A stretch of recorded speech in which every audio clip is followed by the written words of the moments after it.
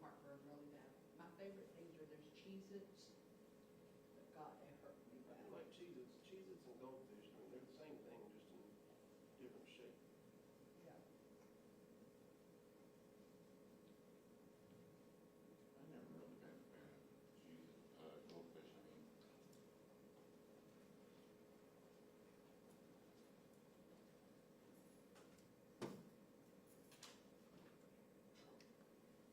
Is this part of their easel? Huh? Is this part of their easel? I guess. They just left it sit on their wings. Might be. Did he come back in after done testing his audio? Hey, good morning. I haven't seen. How you doing?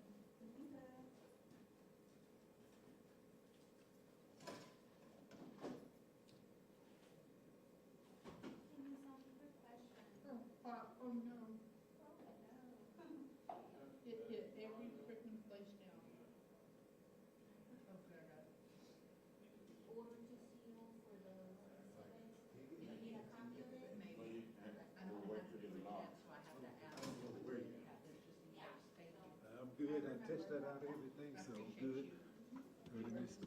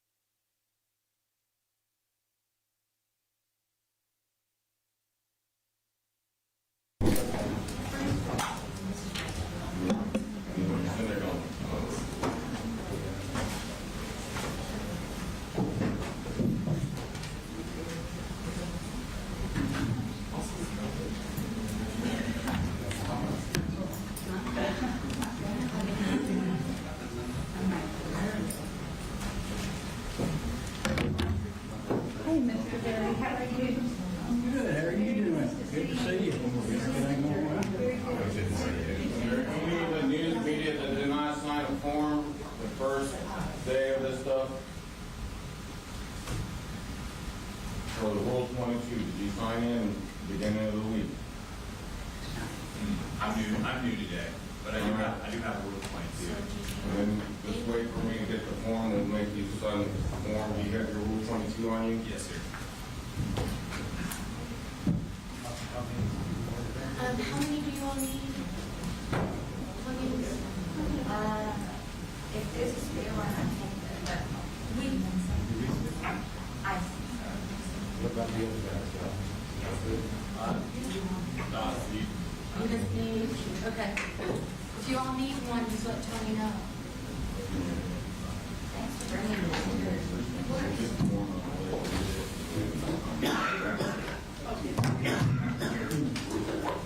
For everybody else, when sports starts, you need cell phones need to be completely turned off. There's no keeping it on time. It needs to be turned off unless you have a medical condition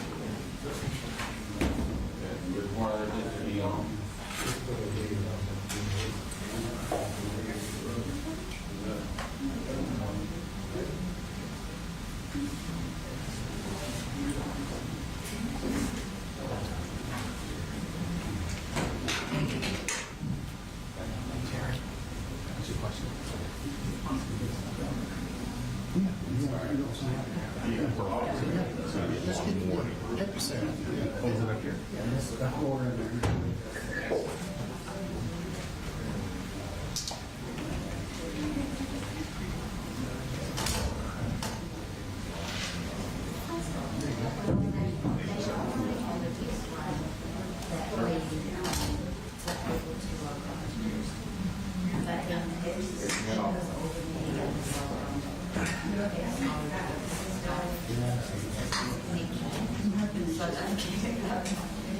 got posted, so.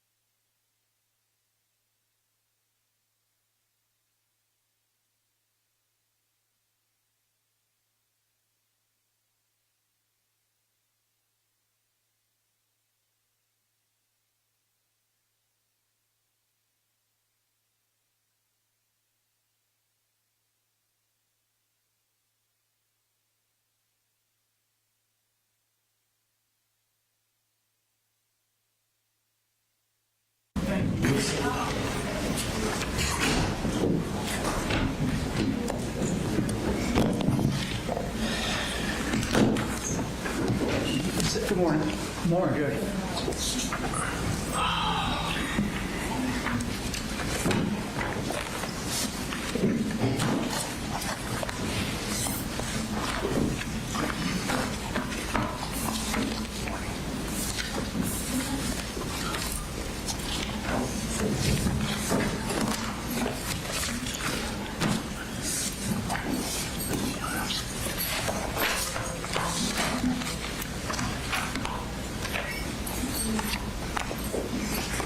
All right, we're all present. I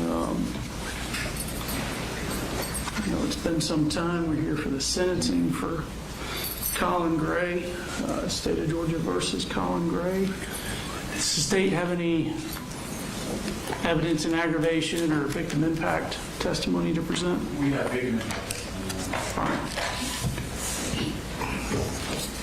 The judge has some gifts for you. Okay, We found a couple things late yesterday. all right. Yeah, you have copies of it. I have not seen anything, One no, is sir. a motion on merger just to preserve the issue. Okay, One is a sentence memorandum. thank you. The other is a character letter from Mr. Gray's sisters. Okay. We provided copies to the state of all. All right, thank you. All right, is it Ms. Brooks, Mr. Smith? Ms. Daniel, I'm sorry.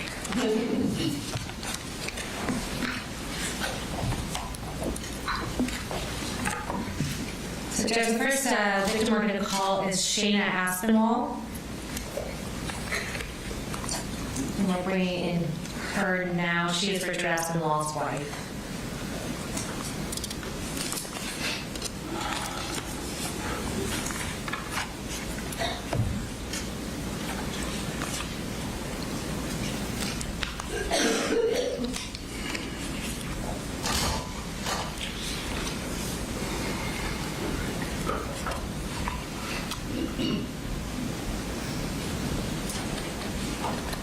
Ms. Aspinwall, I'm going to have you go ahead and raise your right hand. Do you swear affirm any testimony you're about to give in the matter happening before the court is the truth, the whole truth, and nothing but the truth, so help you God? Thank you. And Ms. Aspinwall, if you'll just state your name for the court and tell the court what you would like them to know regarding sentencing Colin Gray. My name is Shayna Aspinwall, and I'm the wife of Ricky Aspinwall. On September 4th, 2024, my husband left for work expecting to spend another day doing what he loved, teaching his students, coaching his players, and making a difference in their lives. He never came home. Ricky was the love of my life and the heart of our family. He was an incredible husband and an amazing father to our daughters. Everything he did was for us. He celebrated our victories, carried us through our struggles, and made our home a place filled with love, laughter, and security. To the world, Ricky was a math teacher and a football coach. To his students, he was someone who believed in them, challenged them, and encouraged them. To the players he coached, he was a mentor who taught far more than football. To my daughters, he was an amazing and loving father that would protect them. To me, he was my best friend, my partner, and the person I expected to grow old with. Ricky and I both shared a passion of teaching and coaching. I was a high school teacher as well, but can no longer teach in the classroom. Due to suffering with PTSD from the trauma of September 4th. What if another student shot me at school? My kids would have no parents because we were both teachers that aspired to help students learn, not be on the front line. Now, our daughters must grow up without their father. They will miss his guidance, his encouragement, his hugs, and all the milestones he should have been here to witness. Birthdays, graduations, weddings, and everyday moments that make up a lifetime will forever be marked by his absence. Colin harped on being a single parent and the struggles that entails in his testimony. He was a single parent by choice. I am now a solo parent because of his actions and lack of parenting. He was a pathetic excuse for a father, but he was not. He was an amazing dad to two little girls that loved him with his whole heart. My kids were 5 and 2 when he was killed. Psychologically, kids cannot truly process and understand death until the ages of 5 and 6. My now 4-year-old thinks her daddy is still at football practice and wishes he could come home. My now 7-year-old, who is a daddy's girl, spends time going to therapy because she struggled with the grief of losing her dad. Colin could not take his son to therapy, therefore I have to take mine. Ricky got to see her on her first day of kindergarten, but not her last. I have had to learn how to navigate a life I never imagined living. Every morning, I wake up hoping, even for a split second, that this was all a nightmare. Then reality returns. The empty space beside me, the silence in our home, and the questions our daughters ask are constant reminders that our lives have been permanently changed. The trauma the students and teachers faced by seeing my husband lay dead on the floor of the hallway because Colin could not be a responsible gun owner. He did not pull the trigger, but purchased and left a firearm accessible to a minor.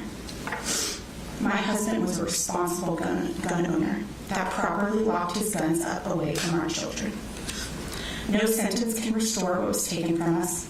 No punishment can give my husband back to his family or erase the pain that has become part of our daily lives. But I ask the court to remember that this case is about more than the lives that ended that day. It is also about the families left behind who must carry the grief and trauma for the rest of our lives. I hope Ricky is remembered not only for the way he died, but for the way he lived. He lived with kindness, integrity, compassion, and courage. He dedicated his life to helping others, and even in his final moments, he was doing what came naturally to him, protecting the students entrusted to his care. Our family will carry his love with us always, but we will always carry the weight of the loss for the rest of our lives. Thank you for allowing me to speak on behalf of my husband and our family. Thank you. I assume you have, No questions, Judge. if you do, just I will stand up. thank you. Yes, sir.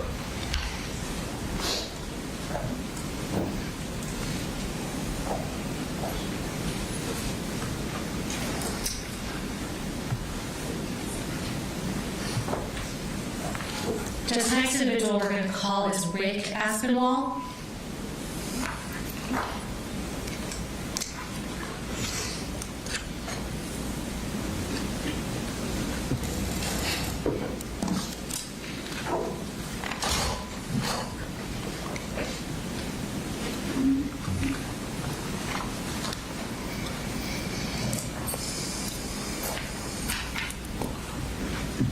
Mr. Aspinwall, I'm going to have you go ahead and raise your right hand. Do you swear affirm any testimony you're about to give the matter now coming before the court is the truth, the whole truth, and nothing but the truth, so help you God? I do. All right, if you'll just state your name and tell the judge what you'd like him to know in the sentencing of Colin Gray. I'm Richard William Aspinwall, Ricky's stepfather. Mr. Gray, I hope you remember me from our first meeting. After all the testimony I've heard, witnessed, I find it hard to believe that you had any idea of what you were doing for raising a son. Due to your ineptitude, your lack of situational awareness, you're responsible for all this that happened.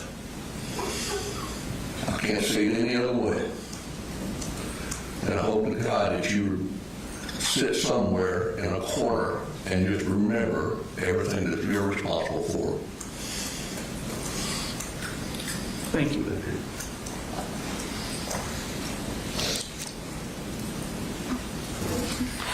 Judge, next we're going to call up Ansley Gossett. You said Gossett. Yes, sir. I believe it's Gossett.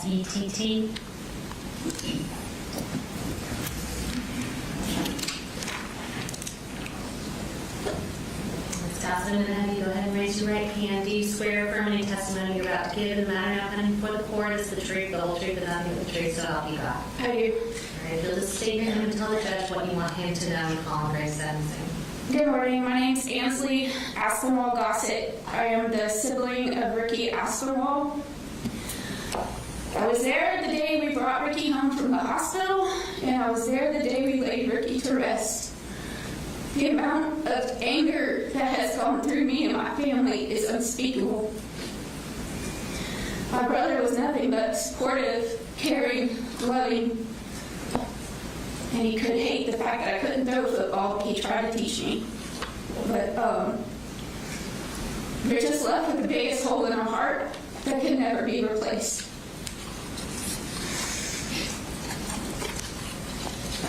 Words just cannot express, the extreme sadness for our family and the other families that have been impacted by this stupid act of irresponsible parenting. I'm a parent to 4 kids. My 2 youngest will never get to know their Uncle Ricky because he was gone before they could know him. My 2 oldest were there the day we laid Ricky to rest, and they cried uncontrollably in my arms. And there's nothing I could do to stop their tears. I know as a parent I would never actively leave a gun available to my child, no matter their age. Even if they were of age, I would not let it be accessible. And because of this, we are here today giving testimony because guns were left available to a young child that thought he was doing something incredible. It was such incredibly stupid. I feel like this man deserves the maximum sentence possible and should never have a slight chance of freedom again. Thank you. Thank you.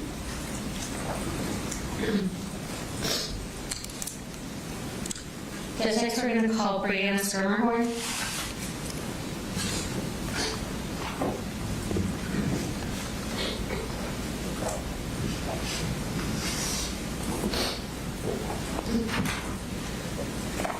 Then raise your right hand. Do you swear affirming testimony you're about to give in the matter happening before the court is the truth, the whole truth, and nothing but the truth, so help you God? I do.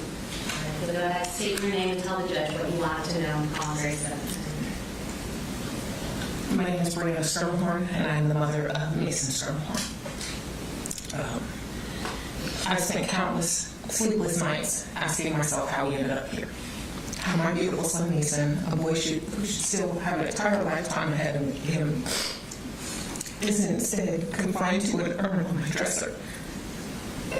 And it's hard on my neck that I wear every single day.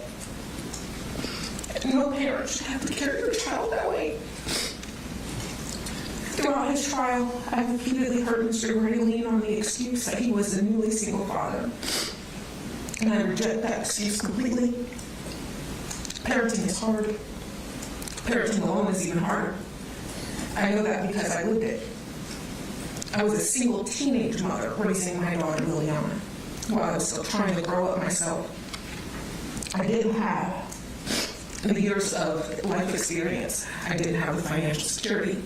I didn't have the support system that Mr. Gray had. Every decision I made mattered because my child depended on me. Was I a perfect parent? Absolutely not. I struggled. I made mistakes. But there's a world of difference between struggling to parent and refusing to parent. Mr. Gray was not an overwhelmed teenager trying to figure life out. He was a grown man. He had years of experience, countless opportunities, and repeated warnings. He wasn't left guessing. He was told. He saw the warning signs. He heard about the disturbing behavior. He knew his son was in crisis. And instead,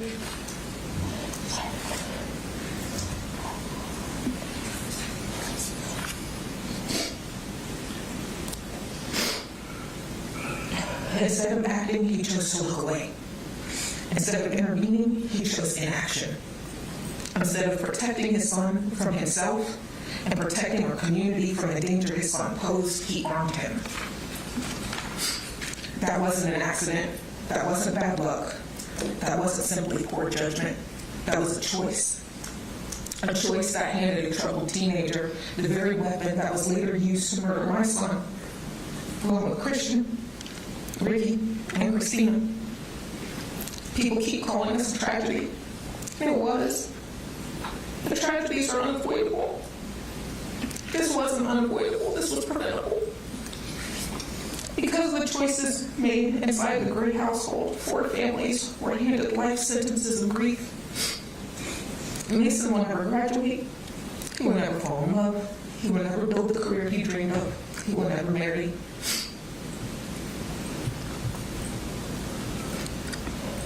We will never hear his laugh outside of old videos.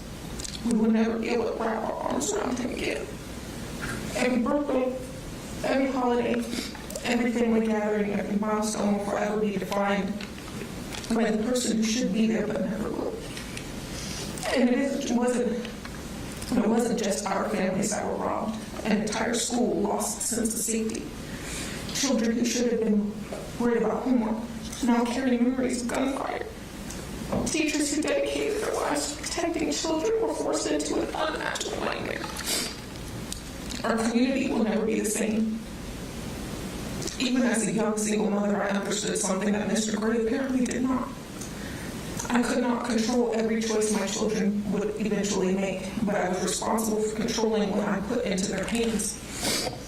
I was responsible for getting them to school, making sure they saw doctors when they needed help, protecting them from harm, even when that harm came from themselves. That is what parenting is. Parenting is not about convenience. It's not about avoiding difficult conversations.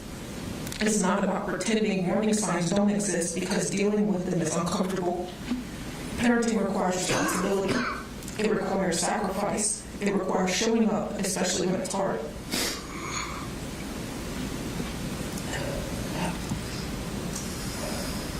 I remained a single parent until I met my husband. I know exactly what that burden feels like. So when I hear Mr. Gray use a single parenthood to justify what happened, I don't hear an explanation, I hear an excuse. And excuses do not bring my son home.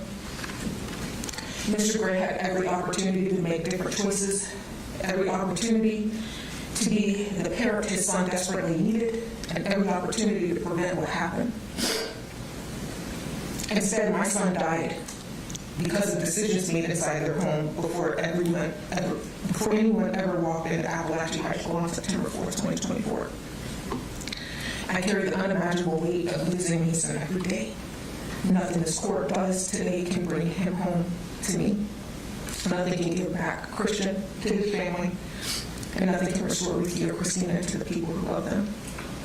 But I hope this court doesn't lose sight of simple truth. Children depend on adults to make responsible decisions. When adults abandon that responsibility, innocent people pay the price. We pay with our children. Masons deserve better. Every student and every teacher who walked into that school deserve better. And while Mr. Gray will eventually leave the courtroom, I will never leave my sentence. I will spend the rest of my life carrying an unimaginable weight of a future that was stolen. Not by fate, but by someone and not by some unforeseeable act, but by preventable decisions made by a father who chose not to be one that mattered most.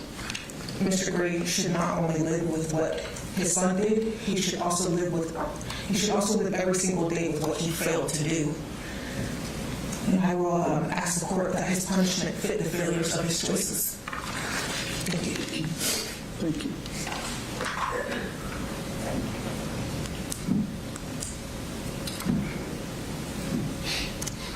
Judge, I still call law, Ms. Fernhorn.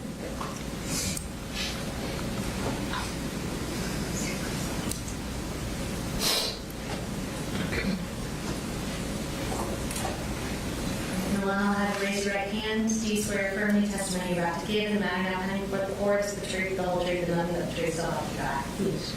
Okay, you'll just tell the judge your name and tell him what you want him to know, and Colin Gray says. My name is Alana Scrimmel Wallace. Before I talk about the choices that led us here today, I want to talk about those choices, who those choices affected.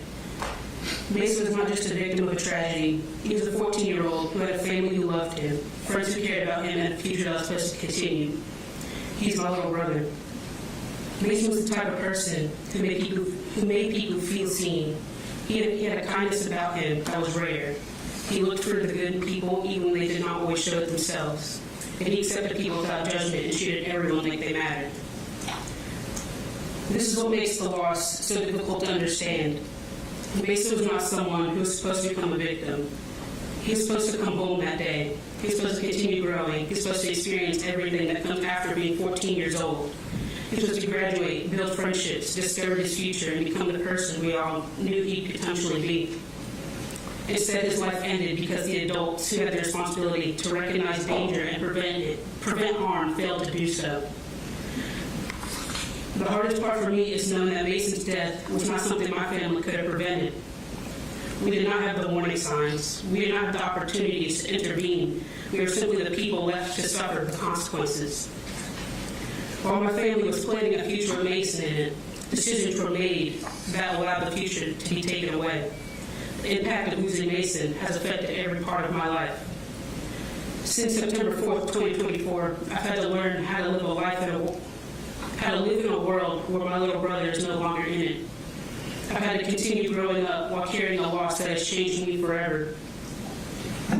One of the hardest parts is knowing that Mason was supposed to be here for all the moments that come next. I will continue getting older while Mason will remain 14. I'll graduate one day, but he will not. I'll experience future birthdays, holidays, and milestones, knowing there's someone missing. There are moments where I still want to tell Mason something. I see something he would have liked, think of a joke he would have laughed at, or remember a game that we used to play. And for a moment, I forget that I cannot share those things with him anymore. Then I remember that's something I have to live with forever. This loss has also changed the way I see the world. I no longer have the same sense of safety I had before. School no longer feels like the place it once did. Every time I walk into a school building, a thought immediately crosses my mind. If this can happen to Mason, then why can't it happen to me?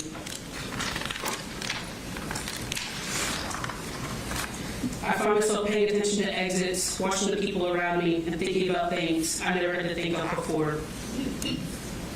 While trying to grieve my brother, I was also expected to continue being a full-time college student. I missed classes to attend court because being here for Mason matters to me.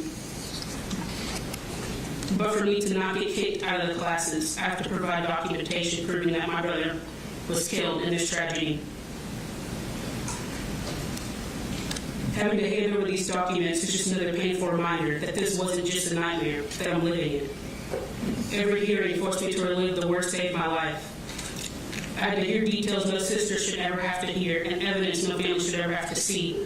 Those memories don't stay in the courtroom. When the hearing ends, they follow me everywhere.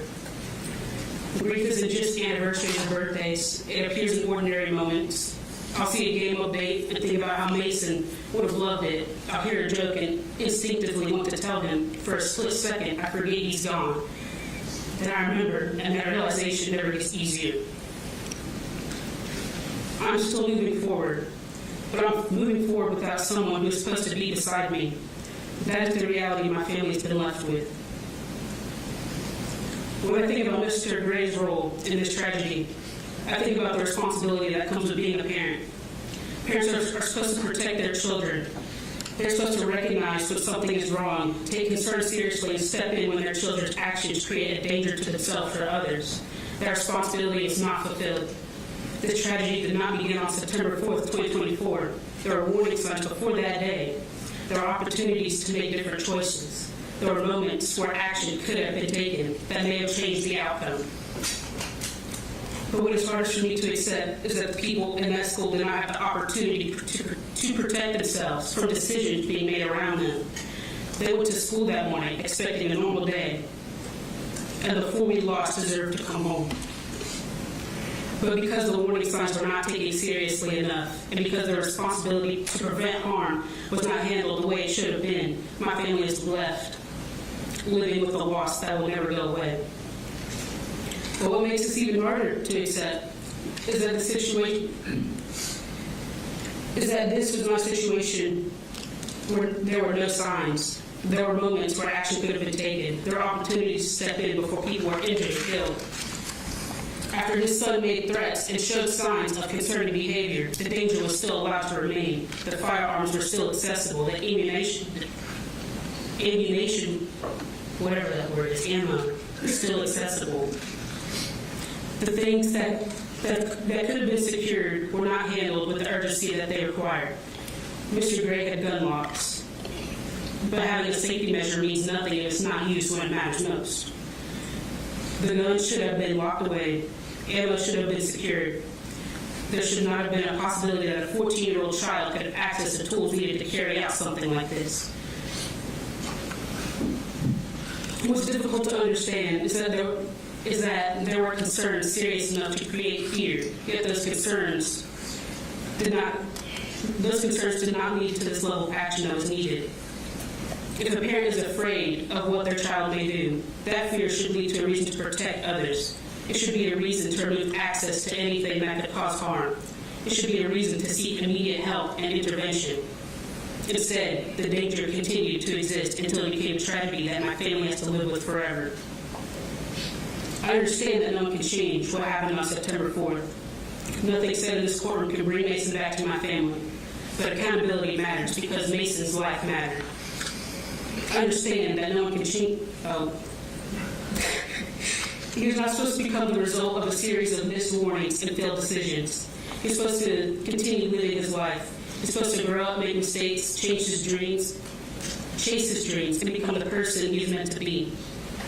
Instead, my family has to live with the consequences of choices we never made. We have to wake up every day knowing that Mason is gone. We have to celebrate milestones knowing there's someone missing. We have to imagine the future he should have had because we will never get to see it happen. Mr. Gray had opportunities to make different choices. He had opportunities to take action to protect his son, to protect others.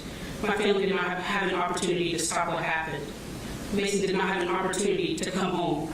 That is the difference. A decision was made that changed countless lives forever, and people who suffered the most were the ones who had no part in making that decision. Mason deserved better. Christian deserved better. Christina deserved better. Richard deserved better. Everyone in that school and in this community deserved better. I understand that no sentence can erase the pain that my family has lived through since September 4th. However, I do believe Mr. Gray should be held fully accountable for the role his decisions played in this tragedy. Because of that, I respectfully ask to impose the maximum sentence allowed by law. I ask for the maximum sentence not out of revenge, but because the consequences of these failures were irreversible. 4 innocent people lost their lives. Many others were physically and emotionally wounded, and countless families, including mine, will carry this loss for the rest of our lives. No sentence will ever be equal to what was taken from us. But I do hope the sentence imposed today reflects the seriousness of Mr. Gray's responsibility and the immeasurable value of the lives that will forever change. Thank you, Mom.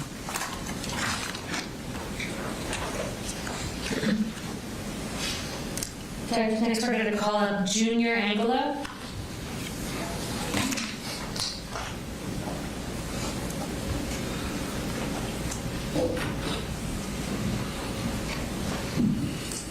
Raise your right hand. Do you swear affirm any testimony you're about to give in the matter of any book court is the truth, the whole truth, and nothing but the truth, so help you God? All right, you'll tell the judge your name and what you want us to know. My name is Ismael Angulo Jr. I'm the oldest sibling of Cristian Gabriel Angulo.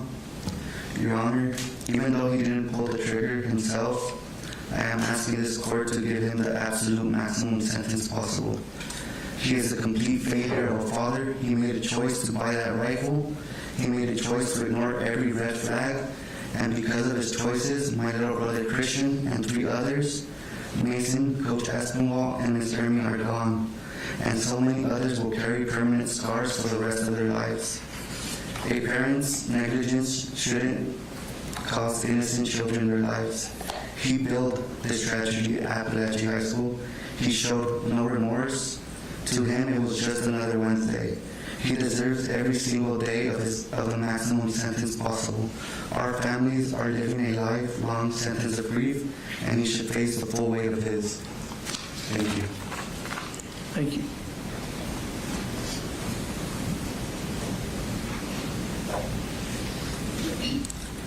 Just next, we're going to bring up Terry McElhannon on behalf of Taylor Jones.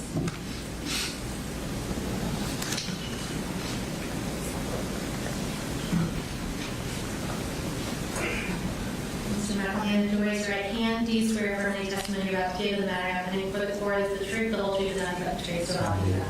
All right, you'll State your name and tell the judge what you want him to know at this hearing. My name is Terry McElhanna, and I am the grandfather of Taylor Jones.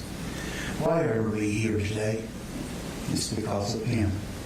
His actions and his neglect are responsible for what happened here. Though he did not shoot the gun, he bought the bullets that enabled his son to kill people, hurt people, mangle them for life. I was in therapy yesterday, and this guy asked me, he said, "Is that your granddaughter?" And I said, "Yes." And he said, "Is that where she was shot?" The wounds are still visible. She was shot more than one time, and she lingers with that every day. After 4 months in the hospital after this accident, she has endured more pain than she should have. The community has delivered and got more pain than they deserve because of this action. I don't know that he could be remembered by being what he thinks he is, Colt, but he will be remembered, but not in my thoughts. Let me tell you a little bit about Taylor, what led up to this, and can it get worse? Taylor lost her mom from an L-bed heart pump 4 years ago, which stopped up with a blood clot and killed her. Can it get worse? Yes, it does. She lost her grandmother that drowned in Lake Erie a year later. She lost her great-grandmother, my wife, which died with dementia the third year. She lost her uncles, and she lost my brother, which she called Papa too, because anyway, I won't tell you what he died of, but it's been sad. I think, can it get any worse? This comes along. This has tormented us for a long, long time. She contemplated suicide in the hospital because of so much pain she was in. She couldn't get over it. And she didn't want to live. She wanted to go see her mama. Can it get worse? It does. We're here today. Because of what he did, even though he didn't shoot, he bought the bullets. And for that, he deserves the maximum punishment. Thank you. Thank you.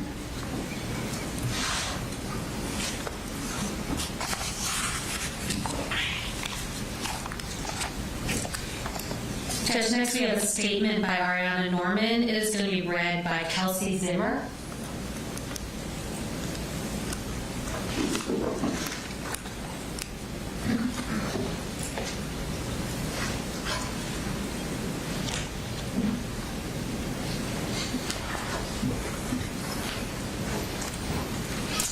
Your Honor, thank you for the opportunity to speak today and share how the shooting has affected me. My name is Ariana Norman, and I'm giving this statement regarding Colin Gray. I thought Wednesday, September 4th was going to be a normal start to the school year. Instead, it turned out to be a nightmare when Colt Gray stood in my classroom doorway and opened fire that day. I lost 2 of my classmates, and 2 teachers were killed, as well as multiple other people being injured, most of whom are my friends. I believe my mind will never fully recover from that day. Sometimes I actually catch myself reliving that moment when I was sitting at my desk in class, and then I looked up to see Colt Gray standing in my classroom doorway, then opening fire. The gunshots were so loud to the point where I just covered my ears and closed my eyes, putting my head down on the desk until I saw him exit the classroom. Because of that day, I will never feel really safe in the hallways of my school again. I now always have to look for an escape route in every place I go to feel safe. Because of this, Colin Gray deserves whatever punishment you decided to give him. Your Honor, this tragedy is ultimately his fault, as he could have kept his weapons locked away somewhere safe, and for ignoring his son's mental health spiraling downhill. I truly believe that if he was being responsible with his weapons, this whole case could have been prevented. Thank you for taking the time to listen to me. Thank you.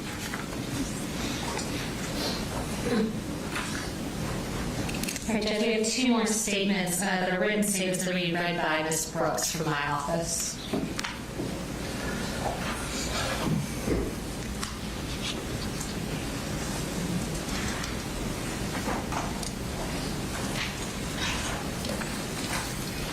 Your Honor, the first statement was written by Michaela Brown. She was one of the students in Ms. Ryan's classroom. The Apalachee High School shooting on September 4th of 2025 was a tragic and terrifying event has affected not only the people directly involved, but also students everywhere. Knowing that something like this can happen at a school makes me feel very unsafe and anxious. Since being involved with the shooting, I have been feeling scared to even go in the dark to take my dogs out to use the bathroom. Loud noises like doors slamming hard make me jump because they remind me of what could happen. It's hard to feel relaxed or normal when things like that are always in the back of my mind. I also get nervous being home alone because I am thinking someone is going to break in and hurt me. I don't feel as safe as I used to. I used to think Apalachee was going to be a safe place for me to learn and graduate and make new friends. But no, now I just go to school thinking that I'm not safe here. This situation shows how deeply events like this can impact students mentally and emotionally. It's not just something that happens and goes away, it stays with people. Schools are supposed to be safe places, and when that safety is broken, it changes how we feel every day. And then the next statement was written by Sarah Beaver on behalf of Jackson Beaver, who was another one of the students in Miss Ryan's classroom on September 4th. On September 4th of 2024, he went to school as a carefree, innocent 15-year-old. He came home completely broken. His childhood was violently stolen, forced to spend that grueling night begging for updates just to see how many of his classmates he would have to mourn. Now my son, like so many others, carries a crushing weight of guilt that belongs solely to the defendant. He torments himself thinking he didn't do enough. He has looked at us through tears and said it should have been him. As a mother, it breaks my heart that my son did more to protect his peers that day than the defendant ever did to protect the world from his own child. This trauma is a direct result of the defendant's absolute catastrophic failure as a parent. While I spent 15 years nurturing, loving, and protecting my son, you spent years actively ignoring the warning signs of a monster in your home. Because the defendant utterly refused to parent his child, my son's innocence was destroyed. His total abdication of parental responsibility forced Jackson to abandon Apalachee High School entirely, because the hallways he let his son terrorize are now triggers for paralyzing nightmares. His deliberate negligence took away two beautiful, irreplaceable children. Because of him, the world is now forced to know Mason Skirmahorn and Christian Angulo only through internet obituaries and grieving news clips.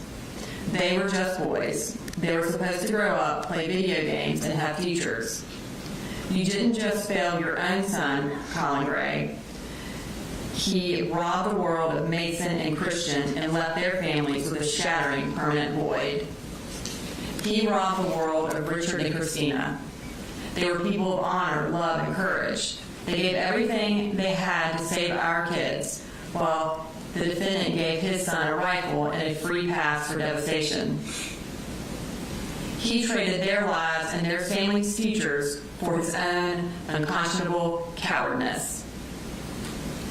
While he stood by as an indifferent spectator to his son's escalating violence, my son was standing on a football field bleeding. Pieces of that day are now a permanent part of his body. Every single ache, twitch, and physical sensation in his leg is a violent, forced flashback to the terror the defendant allowed to happen. He didn't just buy his son a rifle. He hand-delivered the means to dismantle my son's peace, youth, and future. He chose to ignore every warning sign. He chose to provide the firearm. He chose to sit back and watch and do nothing. And because of his unconscionable cowardice, 4 beautiful souls, Mason, Christian, Coach Aspinwall, and Mrs. Yermy, were stolen from us forever. Their families are left with an unfillable void, their lives permanently shattered by the lives that were brutally cut short. But his destruction didn't stop with the dead. He created an entire generation of traumatized survivors who must now carry the invisible, agonizing scars of his failure.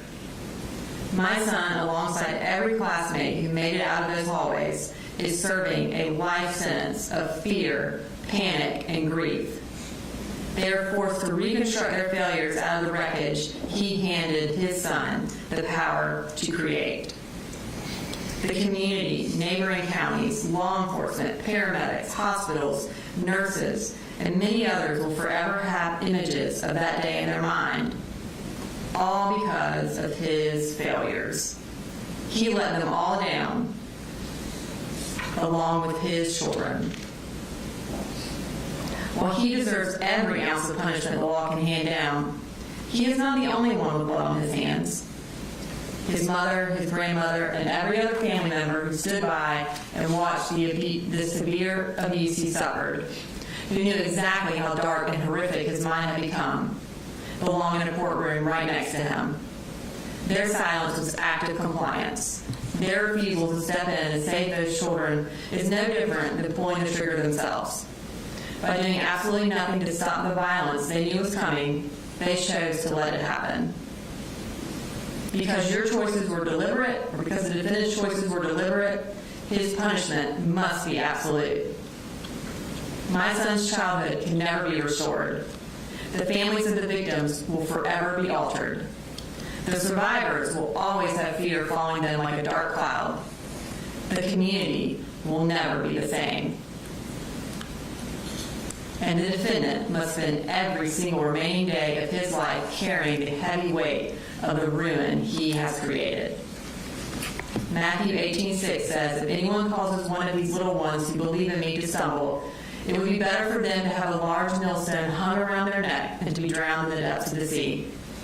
Since that punishment is not an option, I demand that this court hand down the absolute maximum sentence allowed by law, without mercy.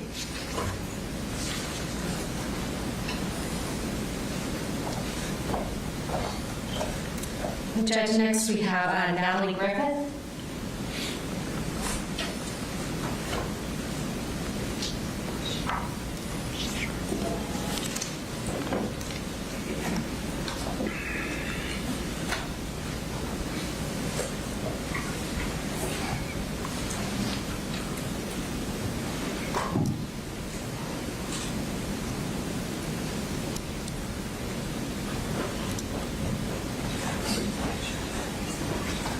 Natalie, I'm going to have you raise your right hand. Do you swear affirm any testimony you're about to give in the matter now pending before the court is the truth, the whole truth, and nothing but the truth, so help you God? Yes. All right, just tell the judge your name and tell him what you want him to know. Hi, my name is Natalie Griffith. I'm a student at Apalachee High School.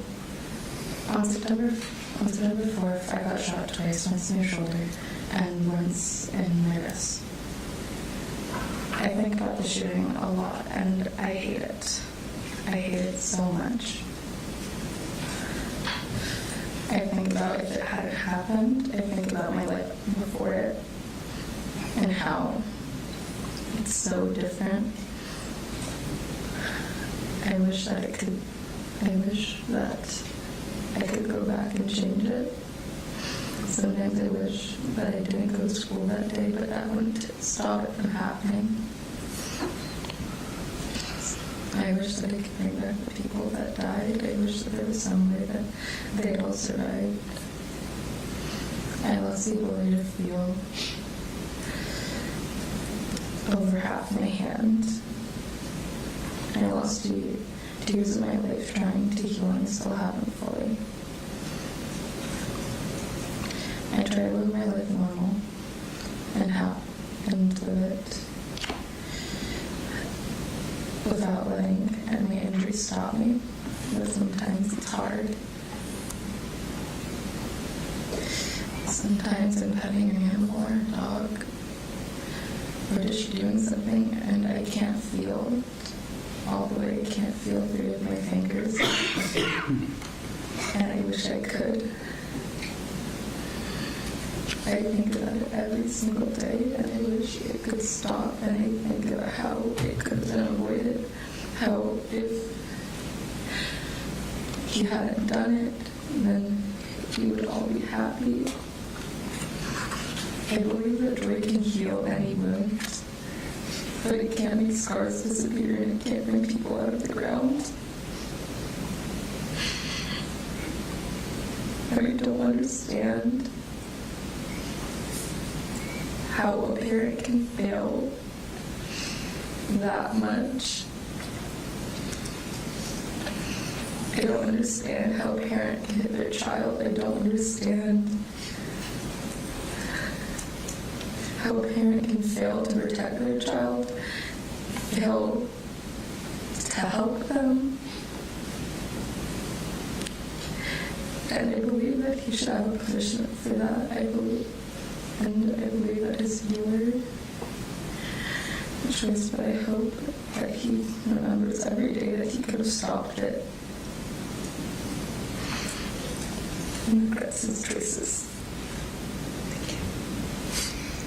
Thank you, Natalie.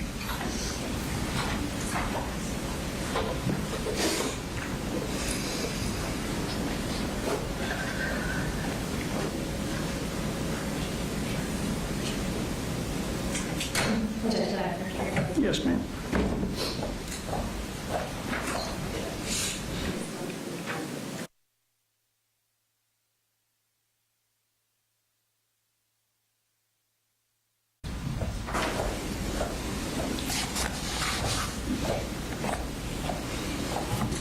And Judge, I believe that concludes our victim statement. All right, and there's no evidence in aggravation, is that right? Yeah. All right.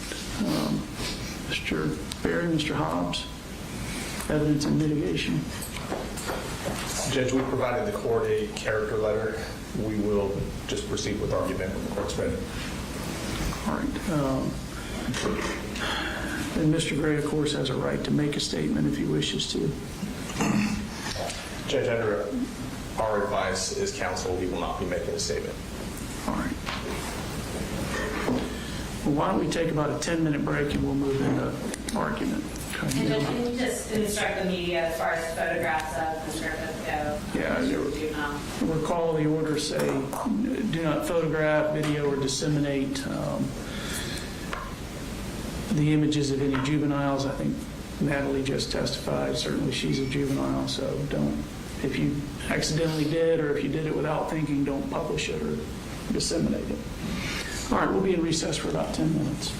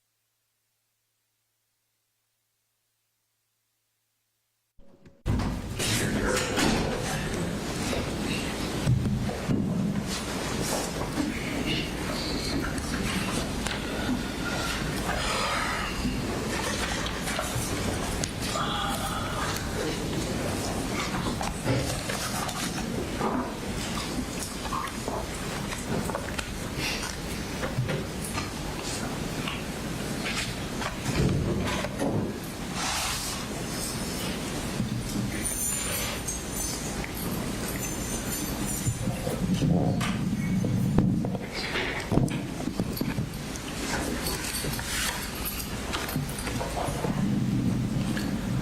right, we're all present. So I'll hear argument from the state and the defense and any final word from the state.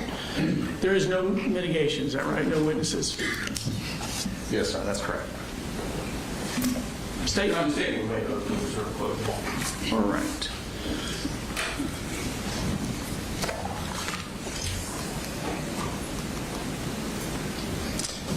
Good morning, Your Honor. May it please the court.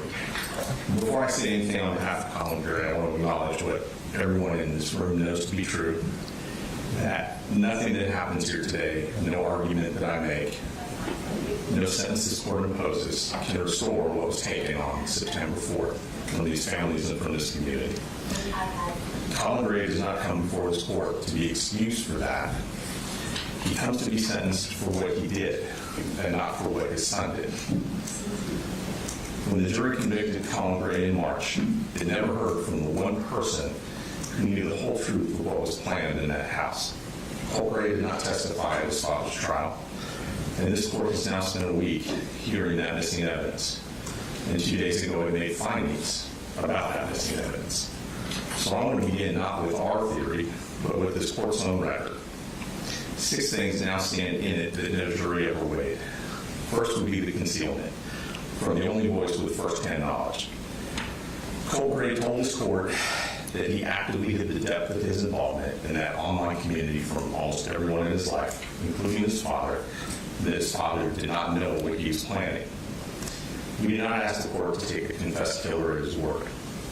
We asked the court to notice that his words matched the physical evidence that the jury did see. The hidden notes, the burner accounts, the absence, after 2 years of investigation by the state, of a single text, email, or single witness placing that plan within Colin Gray's knowledge. Second, the notes on Colin Gray's phone show hostility towards his father and expressed hope that his father would be punished.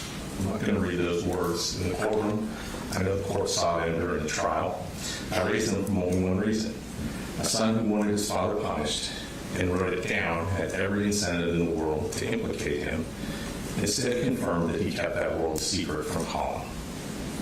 Third, the timeline moved because Colin Gray was in fact moving.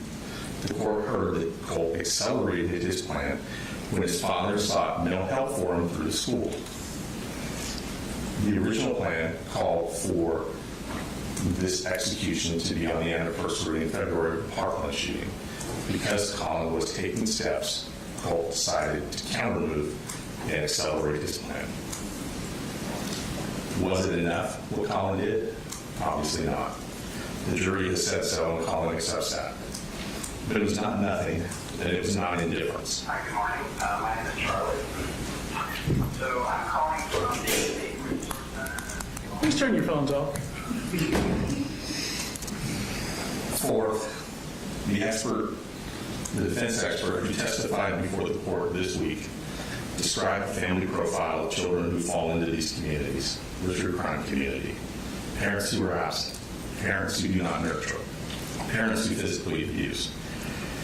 Your Honor heard 9 days of trial evidence about Colin Gray, and whatever else it showed a father who was present, who pulled his son towards hunting in the outdoors, who was trying, however ineptly, to get him back into school and away from his computer, who didn't physically or mentally abuse him. And the same expert told this court the single best intervention for a child is to get him away from that community, to get him off of the computer. That's the intervention that this untrained father was groping towards, without even knowing the community's true nature, without even knowing his son's involvement in that community. Fifth, the state's own evidence found that the one adult who was inside that hidden world with Colin Gray was not Colin. The director of the Division of Family and Children's Services testified in this courtroom that the boy's mother was, in the director's words, fueling this ongoing obsession with school shooters. The jail calls the state played showed her relaying the community's praise into her son's cell until the court ordered the contact stopped. That is not my characterization. That is the state's witness, the state's exhibit in this courtroom this week. And sixth, on Tuesday, this court found the motive. Not bullying, not hatred, in the court's own words, for the infamy of it. Infamy, Your Honor, is the currency of exactly one place, the true tribe community, the hidden community that Colin Gray served in secret. The motive this court found did not live in Colin Gray's house. It lived in a world that Colin Gray did not know existed. Now, Your Honor, the state's strongest foreseeability evidence at trial was one simple fact. Marcy Gray had told Colin to lock up the guns. I want to spend a few minutes on what this court has learned since then about the warning and about Marcy Gray, because the companion record has shown what stood behind it and how much of it never reached the man who received it. Marcy knew the extent of her son's immersion in that community because she was inside of it with him. She knew he idolized school shooters. She knew he was corresponding with the convicted school shooter in Florida. By the evidence now before this court, that fascination was the thing the two of them shared, and none of it was shared with Colin Gray. So consider the difference between two sentences, two articulations. Lock up the guns from an estranged co-parent in one sentence versus lock up the guns because our son idolizes school shooters. He writes to one in prison, and I've been inside that world with him. That is a different sentence entirely, a different statement entirely. Colin Gray only heard the first sentence. He was never told the second. And foreseeability, as a measure of what a man morally deserves, has to be judged by the warning that he actually received, not the warning that she was in a position to give. Why would she keep such a secret? The record before this court suggests an answer. Through her own actions, the addiction, the conviction, the loss of her children, Marcy Gray had forfeited the ordinary place of a parent in her children's lives. What remained to her with this son, with Colt, was one thing: this fascination they shared. It sat in their relationship where ball games and fishing trips sit in other families. It was the thing they talked about. It was theirs. And to tell Colin about it would end it. We know what that relationship meant to her because the state showed us. After September 4th, after 4 people died, she still could not let it go.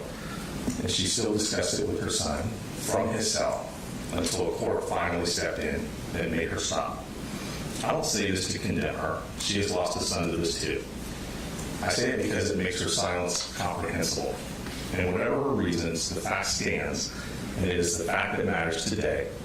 The knowledge was hers. It was never his. Now weigh that unexplained Marcy from the way Colin had to weigh it against the other voices in his ear. In May of 2023, a Jackson deputy sheriff stood at Colin Gray's home, investigating an online threat given to him by the FBI, traced to that address. Colin did not stonewall that officer.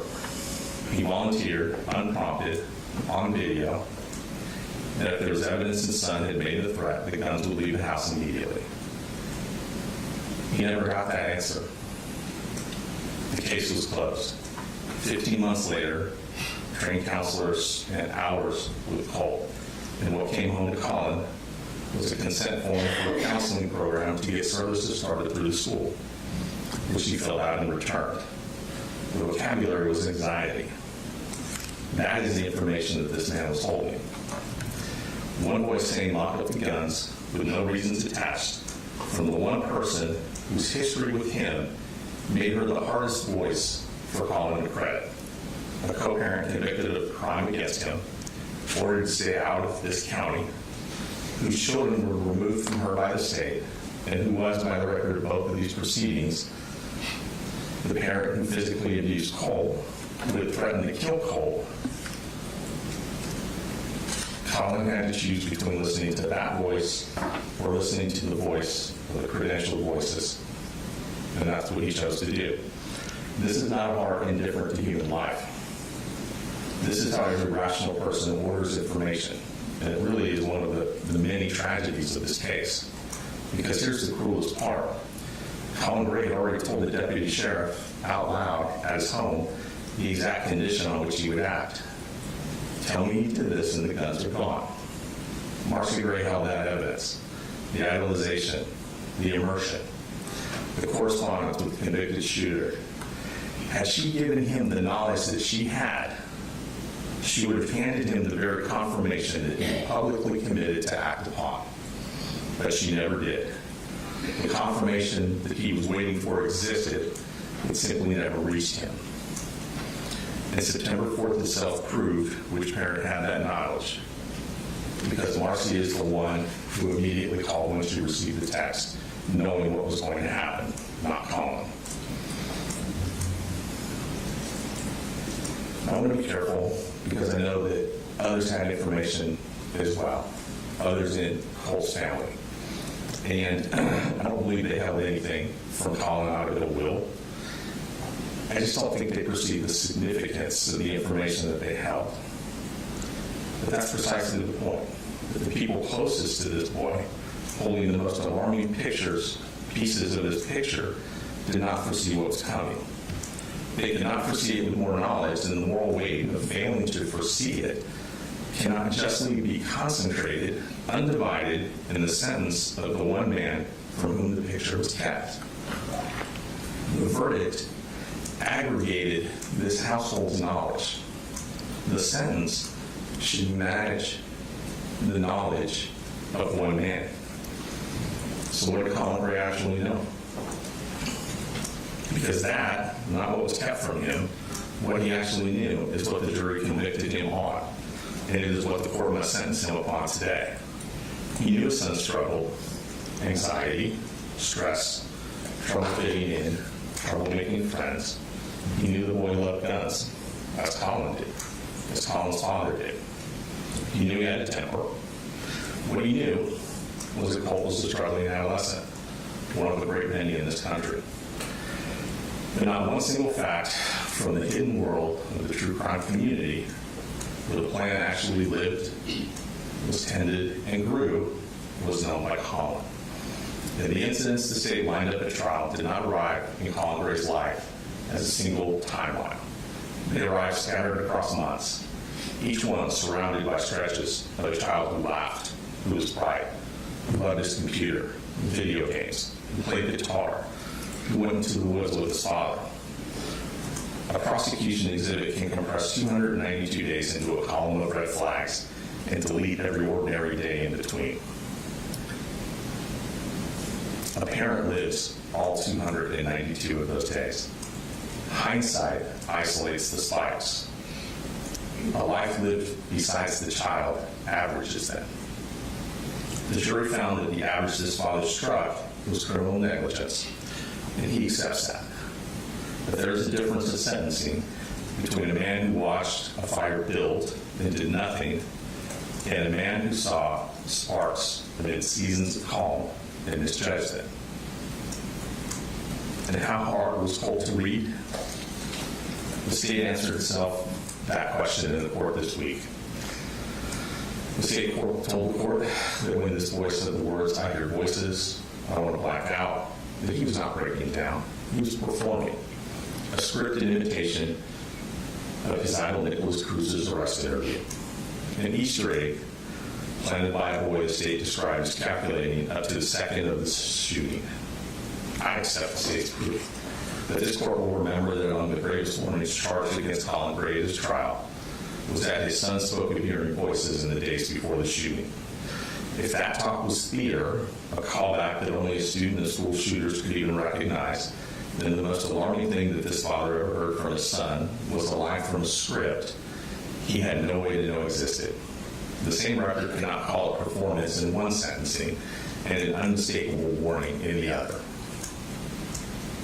And the state also said that it does not know why this boy is what he is. I don't know why the shark is the way the shark is. Maybe he's born that way. Maybe something no one can name. Your Honor, that was an honest answer, and I respect that answer, and I respect the state for giving it. But it does have a consequence for today. In the state of Georgia, with the complete record, every expert, every jail call, 2 years of hindsight, if If they cannot explain this boy, then the law cannot justly sentence an untrained father as though he should have understood him in real time across the living room. Foresight cannot be demanded where hindsight has failed. The FBI sent a warning, sent a tip to Jackson County Sheriff. They investigated and closed the file. A deputy sat with him and left. Trained counselors spent time with Colt before the shooting and sent him back to class. Nobody trained to see this side. No parent is trained to look at his own child and see a mass shooter, especially when the professionals who are trained to do so did not.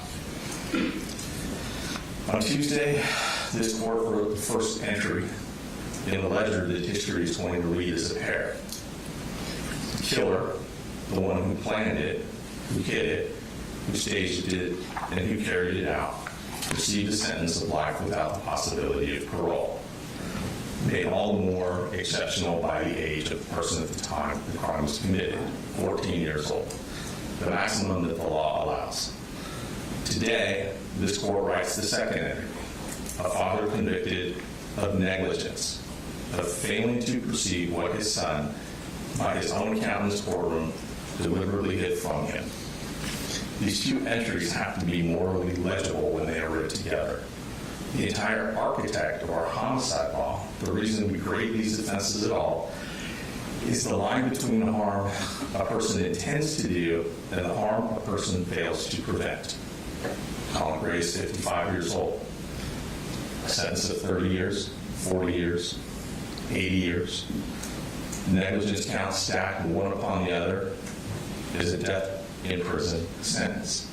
Functionally, it's the very sentence this court just reserved for the individual, the killer himself. If the father's sentence looks like the son, then that line is gone. And this court, in the first case of its kind in Georgia, would have written the precedent that erases that line. There's exactly one comparable case in American history, and I'm sure the court is aware of it. The parents of the Oxford High School shooter, convicted of involuntary manslaughter for 4 deaths, were sentenced to 10 to 15 years with their counts to run concurrently. And Your Honor, their warnings were sharper and closer than anything in this record. They bought the gun 4 days before the shooting. They were called into the school the very morning of the attack, asked to take their son home, and declined to do so. They were shown their son's drawing of a gun and the words, quote unquote, "the thoughts won't stop, help me." And they said nothing to the school about the weapon that they had recently purchased their son, and they left him in that school. 10 to 15 years concurrent was the considered judgment of that court after victim impact testimony that was every bit as devastating what the court has heard in the past week and today. We would ask this court not to make Georgia the national outlier in this first case of its kind against a defendant whose warnings came with less and whose efforts were more. Briefly, Your Honor, as to merger, we have filed a brief. We are asking, as a case of first impression in Georgia, we believe that all of the counts should merge into count one, based upon the fact that Colin failed to do one thing. Now, I understand, without waiving any objection, the court may disagree with that argument. And as I said, I would understand because this is a sentence of first impression and an issue of first impression. Every count in this indictment arises when one continuous course of conduct, one gun, one child, one failure of perception over a span of months. The 18 cruelty counts do not describe 18 separate decisions by Colin Gray. They count the children present when the son acted. The number of those children is a proper measure of the gravity of this harm, and the court should weigh it in fully fixing the term. But to stack negligence counts consecutively is to count that gravity twice. We would ask the court, if it disagrees with our argument on merger, to run all the counts concurrent. Colin Gray did not choose his circumstances. It arrived by a telephone call from the Division of Family and Children's Services telling him to come get his 2 youngest children because their mother had relapsed. Throughout he and Marcy's marriage, it seemed her sole contribution to this family was to insert chaos. Immediately and without condition, When he received that call, he drove down and picked up his 2 youngest children and brought them back to Winder. Was he overwhelmed? Was he underprepared? Yes. Did he have a support system? No. Will the state argue that had he cooperated more with the school with defects, that he could have had a support system? I'm sure they will, and we do not contest that. That, too, is part of the failure that the jury found and for which he will have to answer. But an overwhelmed father's imperfect engagement with bureaucracies is negligence. It is not indifference. This is a father who was trying. This was a father who was constantly in touch with his children. Your Honor saw the text messages that were admitted to evidence at school. Colin Gray was positive. He told his son that he loved him, that he was proud of him. He encouraged him to go to school. He told him how happy he was when Colt told him that he had a good day at school. This was not an absent father. This was not a distant father. This was not a harsh parent. And the rifle, the court should understand what the rifle was meant to be, because it belongs to a larger and sadder inventory. Colin's plan for his son was the only plan that he had ever seen work. His relationship with his own father was a troubled one, and it was redeemed to the extent it could be in the woods, hunting, side by side with his dad. Your Honor has a letter from his sister that details that a little more clearly. So when Colin's own son began to slip away from him, Colin reached for everything he could think of and everything that he could afford. He bought his son gifts, guitars, computers, gear. He tried, however ineptly, to get him back into school. He filled out the counseling paperwork. He took him to the range. He took him hunting. And the hunting rifle, because hunting was the language in which a great father had once managed to say to a great son what he could not say in any other way. He believed that his presence and his generosity in the outdoors could pull Colt out of troubled waters. What he did not comprehend was the current that ran through a world that Colin Gray could not see, towards an infamy that he could not imagine, besides a confidence that he did not suspect. The jury called that judgment and that failure criminally negligent, reckless, and the verdict stands. But a father who harms a child out of indifference, and a father who, in tragically poor judgment, gives a hunting rifle to the son he's trying to hold on to, those are not the same man. And sentencing is where the law tells them apart. And one more thing about Colin. From the first hours of September 4th, as the court saw, he cooperated. He sat with investigators that same day. No lawyers, no conditions, and he told the truth. In fact, the state built his case on his own candor. He has no prior felony record. He's been in custody 22 months now. There is no world in which Colin Gray will reoffend. Specific deterrence and incapacitation are simply not a part of this case. And his punishment did not begin with the verdict, and it will not end with his release. His son is in prison for life. His daughter is in foster care. His youngest son is in foster care. His family is gone. His name will forever be associated with this tragedy for the rest of his life and afterwards. The state may tell the court this case demands a message. Your Honor, that message has been sent. On March 3rd, a unanimous jury delivered the first conviction of its kind in the history of Georgia, and it was reported throughout the state and throughout this country. Every gun-owning parent in Georgia already knows that the law changed that day. Deterrence requires credible condemnation. It does not require that a 55-year-old first offender die in prison for negligence. A decade or more behind bars, following the first conviction of its kind, is a thunderous message by any account. So here's what we are asking of the court. On each count of murder in the second degree, we're asking the court to sentence Mr. Gray to 20 years, to serve 10 years in confinement, with the balance to be probated. On the counts that survive merger, 10 years concurrent. On the reckless conduct counts, 12 months concurrent. All the counts concurrent with each other. An effective sentence of 20 years to serve 10 years in custody. That is not leniency. 10 years in a Georgia prison for a man who never intended to harm a single human being is among the most severe sentences ever imposed on a parent in American history for the act of a child. It honors the statutory minimum. It accounts for every life lost and every child in danger. It stands beside the crumbling sentences rather than dwarfing them. And it preserves the one distinction this week of sentencing will be remembered for: the difference between the boy who carried that rifle and pulled the trigger and the father who did not see it coming. Your Honor, we understand the gravity of this situation. 4 people are gone, and nothing the court can do today can change that. But the question today is narrower, and in some ways harder. What does justice require when a father's negligence and a son's concealed intent meet on a single morning? This court has heard from the son himself and how completely that intent was hidden from the father. It has found that this was done for the infamy of it, the currency of a world the father never knew existed. It is already imposed on the one who did the killing the heaviest sentence the law allows. The sentence can be severe and still be just.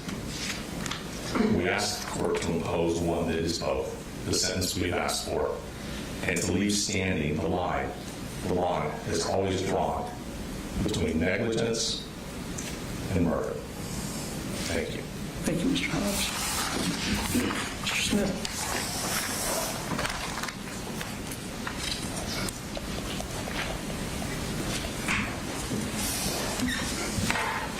Your Honor, the defendant is confusing and conflating the evidence that was presented last week in the trial of Colin Gray. As disgusting as Marcy Gray's involvement in the TCC was shown in court, the very first phone call on October 1st, 2024, a month after the shooting, Colin Gray is heard directing her of how to access this TCC true crime community. He brings her into it after the fact. They're conflating the time periods when that happened. And they're also conflating his knowledge of her knowledge.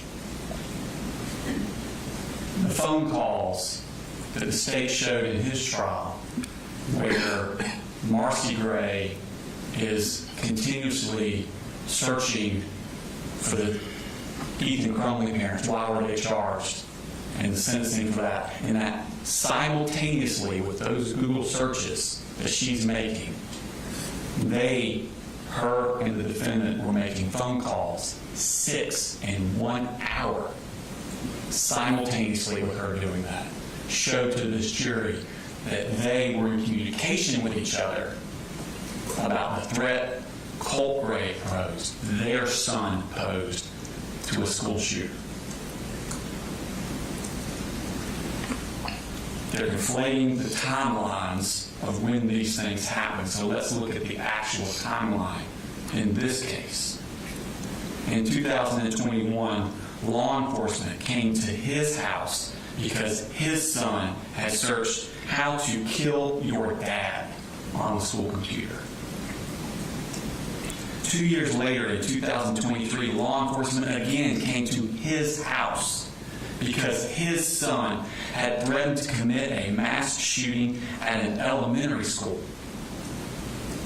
And at that meeting, law enforcement asked him to restrict his son's access to guns. But instead of doing that, just a few months later, for Christmas, he bought his son a Sig Sauer M400 rifle. And that summer, as his son's emotional health spiraled, this defendant allowed him to keep that rifle in his room. He was convicted for what he did know. And Colt lying, whether or not Colt was lying when he says he heard voices, he said to his dad he heard voices. And that should be the red flag that every parent should act on. especially one who has already been warned that his son wants to commit a mass shooting at a school. The defendant was convicted of ignoring a substantial and unjustifiable risk. And in order to settle upon an appropriate sentence, the court needs to look at the nature of the risk he ignored.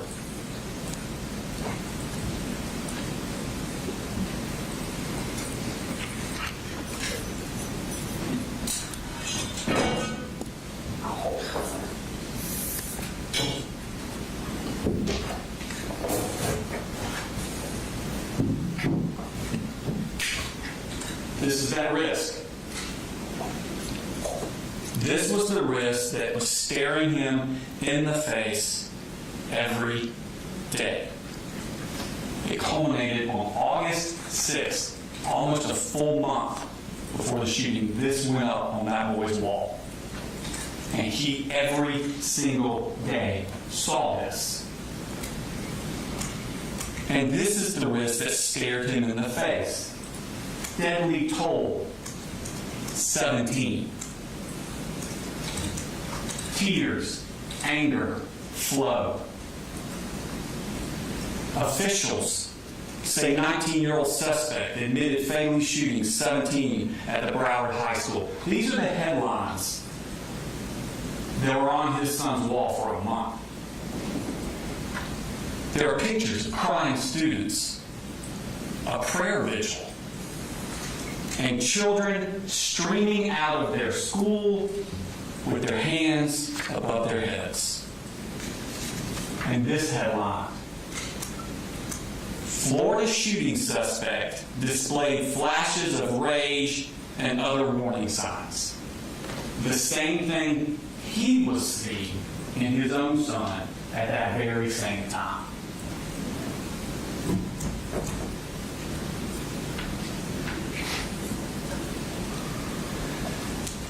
This was the risk he was ignoring, that there would be a mass shooting of children at a school. And he gave his son the exact tool he would need to accomplish this.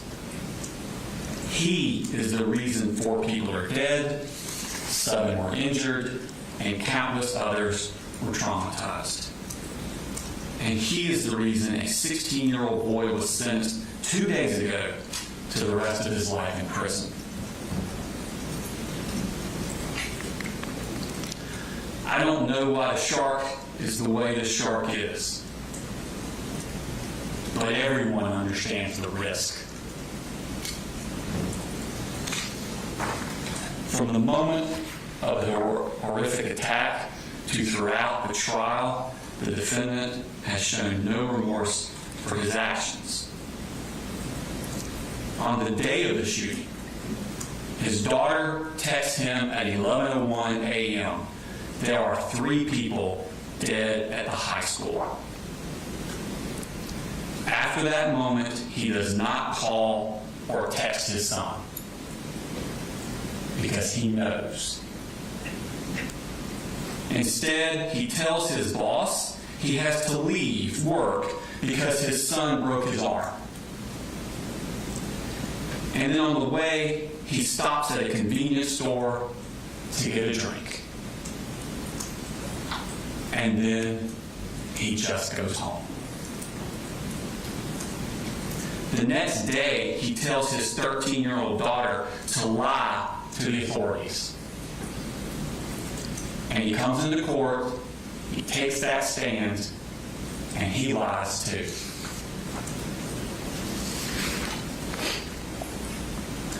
Others became heroes that day.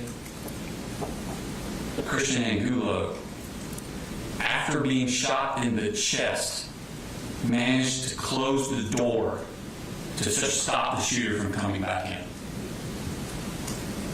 Ronaldo Vega, after being wounded himself, threw desks and chairs to barricade the doors and protect his classmates. Coach Aspinwall and Coach Phoenix, as well as Ms. Irby, all moved towards the gunshots to try and help and intervene. a young man named Landon Adams. When Taylor Jones was struck in the leg in that room, Landon crawled over to her and held her hand, comforting her until help could arrive. Every child in that classroom was a hero, and they came together to comfort and protect each other. And Mason Skirmerhorn never got the chance to do that. He was robbed of the opportunity to be the friend everyone knew him to be.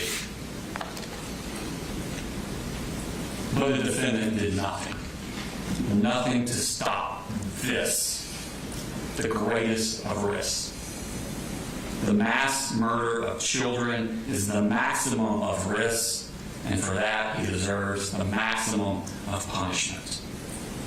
And do not forget that the Crumleys were sentenced to the max that was allowed by Michigan law.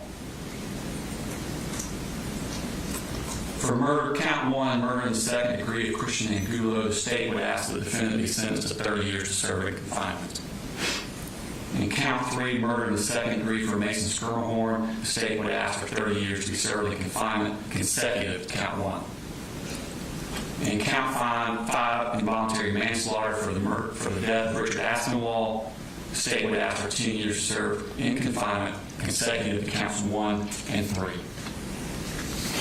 Count 7, involuntary manslaughter for the death of Anna Christina Irmy, the state would ask for 10 years to serve in confinement consecutive to counts 1, 3, and 5. For counts 9 through 26, cruelty to children in the second degree, the state would ask for 10 years to serve concurrent to each other and the previous counts. Counts 27 and 29, reckless conduct, the state would ask for 12 months to serve concurrent for each other and the previous counts, for a total of 80 years to serve in confinement. State under court, State versus Bryant, Your Honor, 363 Georgia Appeals 349-202, and Harris versus the State 272 Georgia Appeals 366. Both say that the same incident with separate victims does not merge. And Gaither versus the State 312 Georgia Appeals 53 says that although the convictions arose from the same acts, they did not merge as a matter of fact or law because each count was based upon harm to a different victim. So that is why the state would ask for a sentence of 80 years to serve in confinement. All right, thank you. We're going to go ahead and take a recess. I need to review what the defense has presented here. Be in recess till 1 o'clock.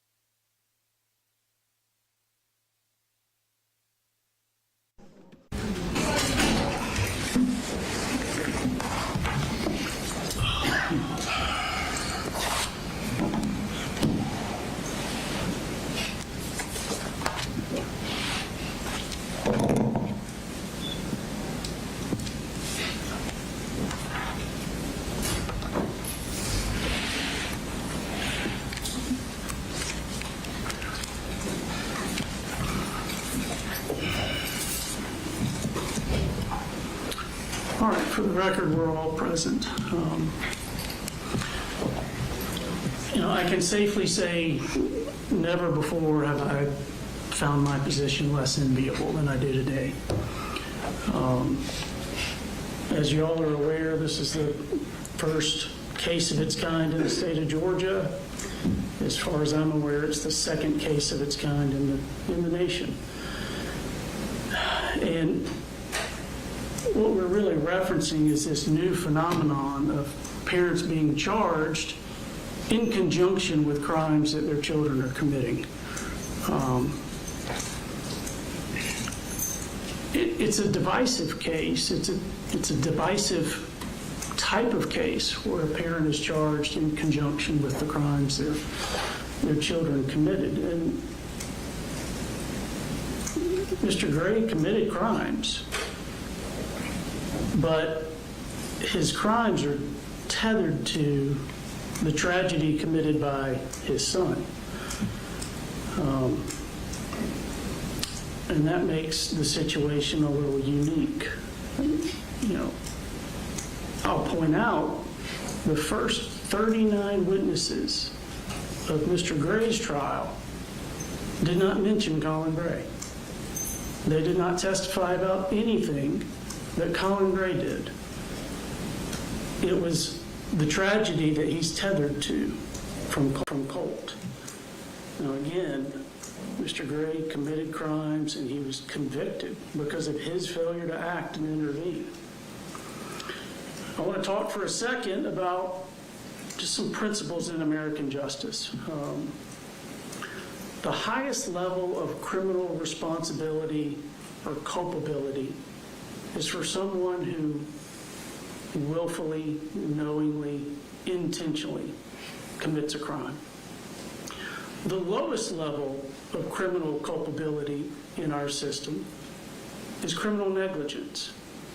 You didn't intend to commit a crime, but you ignored foreseeable harm. You failed to act in a certain way. You failed to intervene. And there's an easy example. Take a premeditated murder. Someone plans a murder. They want to kill someone, and they follow through on that plan, and they shoot him with a gun and kill him. And then in the other situation, someone's playing around with a loaded gun, recklessly, negligently, and they accidentally shoot and kill someone. Those crimes aren't punished the same. One is intentional, one is negligent. I want to point out that every one of the 27 charges that Colin Gray was convicted of are criminal negligence. Every one of them. Punishing criminal negligence is not easy, in part because they didn't intend to commit a crime. The punishment generally comes from the foreseeability of the harm and from the damage that results. It is clear you failed as a parent. You did not provide a stable household. You did not have things in check with Marcy's issues and what the kids were being exposed to. You did not have Colt in activities that a boy should be in, where he's making connections with other children in person, where he feels loved, where he feels accepted. You didn't monitor what was going on with him in the computer. You didn't have him in school. He was in your care his entire 8th grade year, and he didn't go to school. And what did he do each of those days he should have been in school? He watched and rewatched the school shooting trial of Nicholas Cruz. He fell deeper and deeper into this obsession when he should have been in school every day. And that was a failure on your part. You didn't get him mental health counseling when it was obvious he needed some.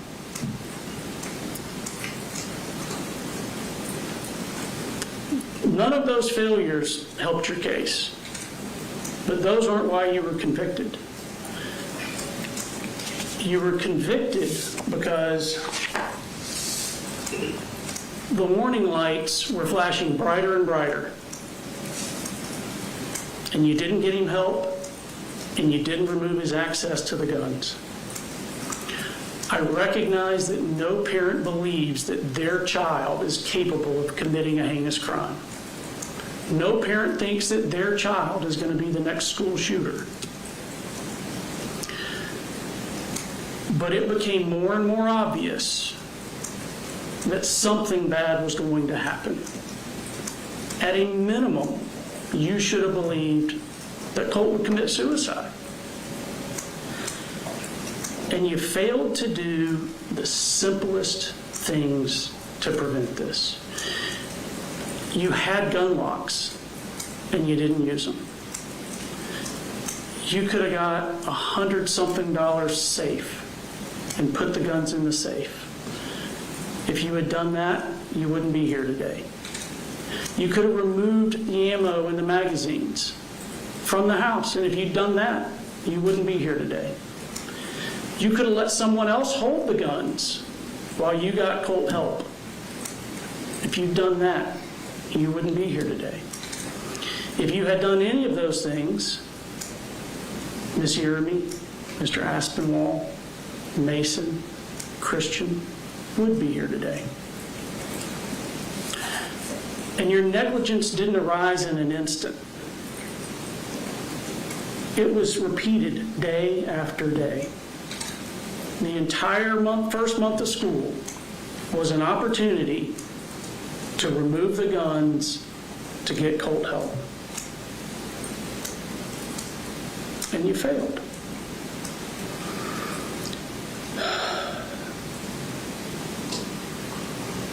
Again, sentencing for negligence is very difficult because there's not an intention to commit a crime.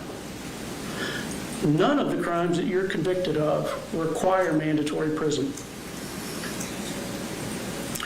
And as I mentioned, the weight of your crimes is tethered and tied to the acts of someone else, your son. Two scenarios. You fail the same way in both. You fail to get Colt counseling. You fail to remove the guns from the house. In the one scenario, Colt changes his mind, doesn't go through with it. You're not charged with any crime at all. Your very same failures, Colt goes through with it as he did, commits the atrocity, and the state's asking for 80 years confinement for you.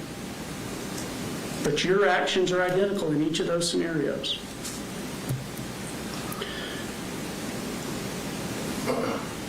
My heart aches for everyone that was there that day, for all of you that have been impacted by it. But the law requires that I set aside emotion. I don't get to sentence with passion. I have the nearly impossible task of sentencing you without passion, despite the immeasurable heartache that you've caused. On September 4, 2024, lives and families were forever altered. You are the but for you failing to get Colt help, but for your failure to remove access to the guns. This doesn't happen. September 4th would have been a normal day. Mr. Aspinwall, Miss Yeremy, Mason, Christian, Mr. Phoenix, Natalie, Melanie, Taylor, Jackson, they all would have gone home as normal to have dinner with their loved ones. It's the but for that the community has such outrage for you. But it matters that you didn't have actual knowledge that Colt was going to school to do that. It matters that you didn't intentionally commit a crime. It matters that you didn't plan an attack. It matters that you didn't seek to harm anyone. It matters that you didn't pull a trigger.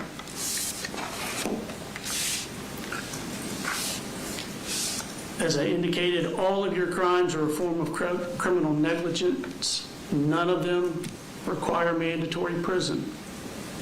I don't have a concern that you're going to commit future crimes. You're 55 years old and you have no criminal history. You didn't intend to commit these crimes that you've been convicted of. But the loss here is profound. But I still have to distinguish your acts from the malignant heart and the acts that Colin Gray committed upon the Apalachee school.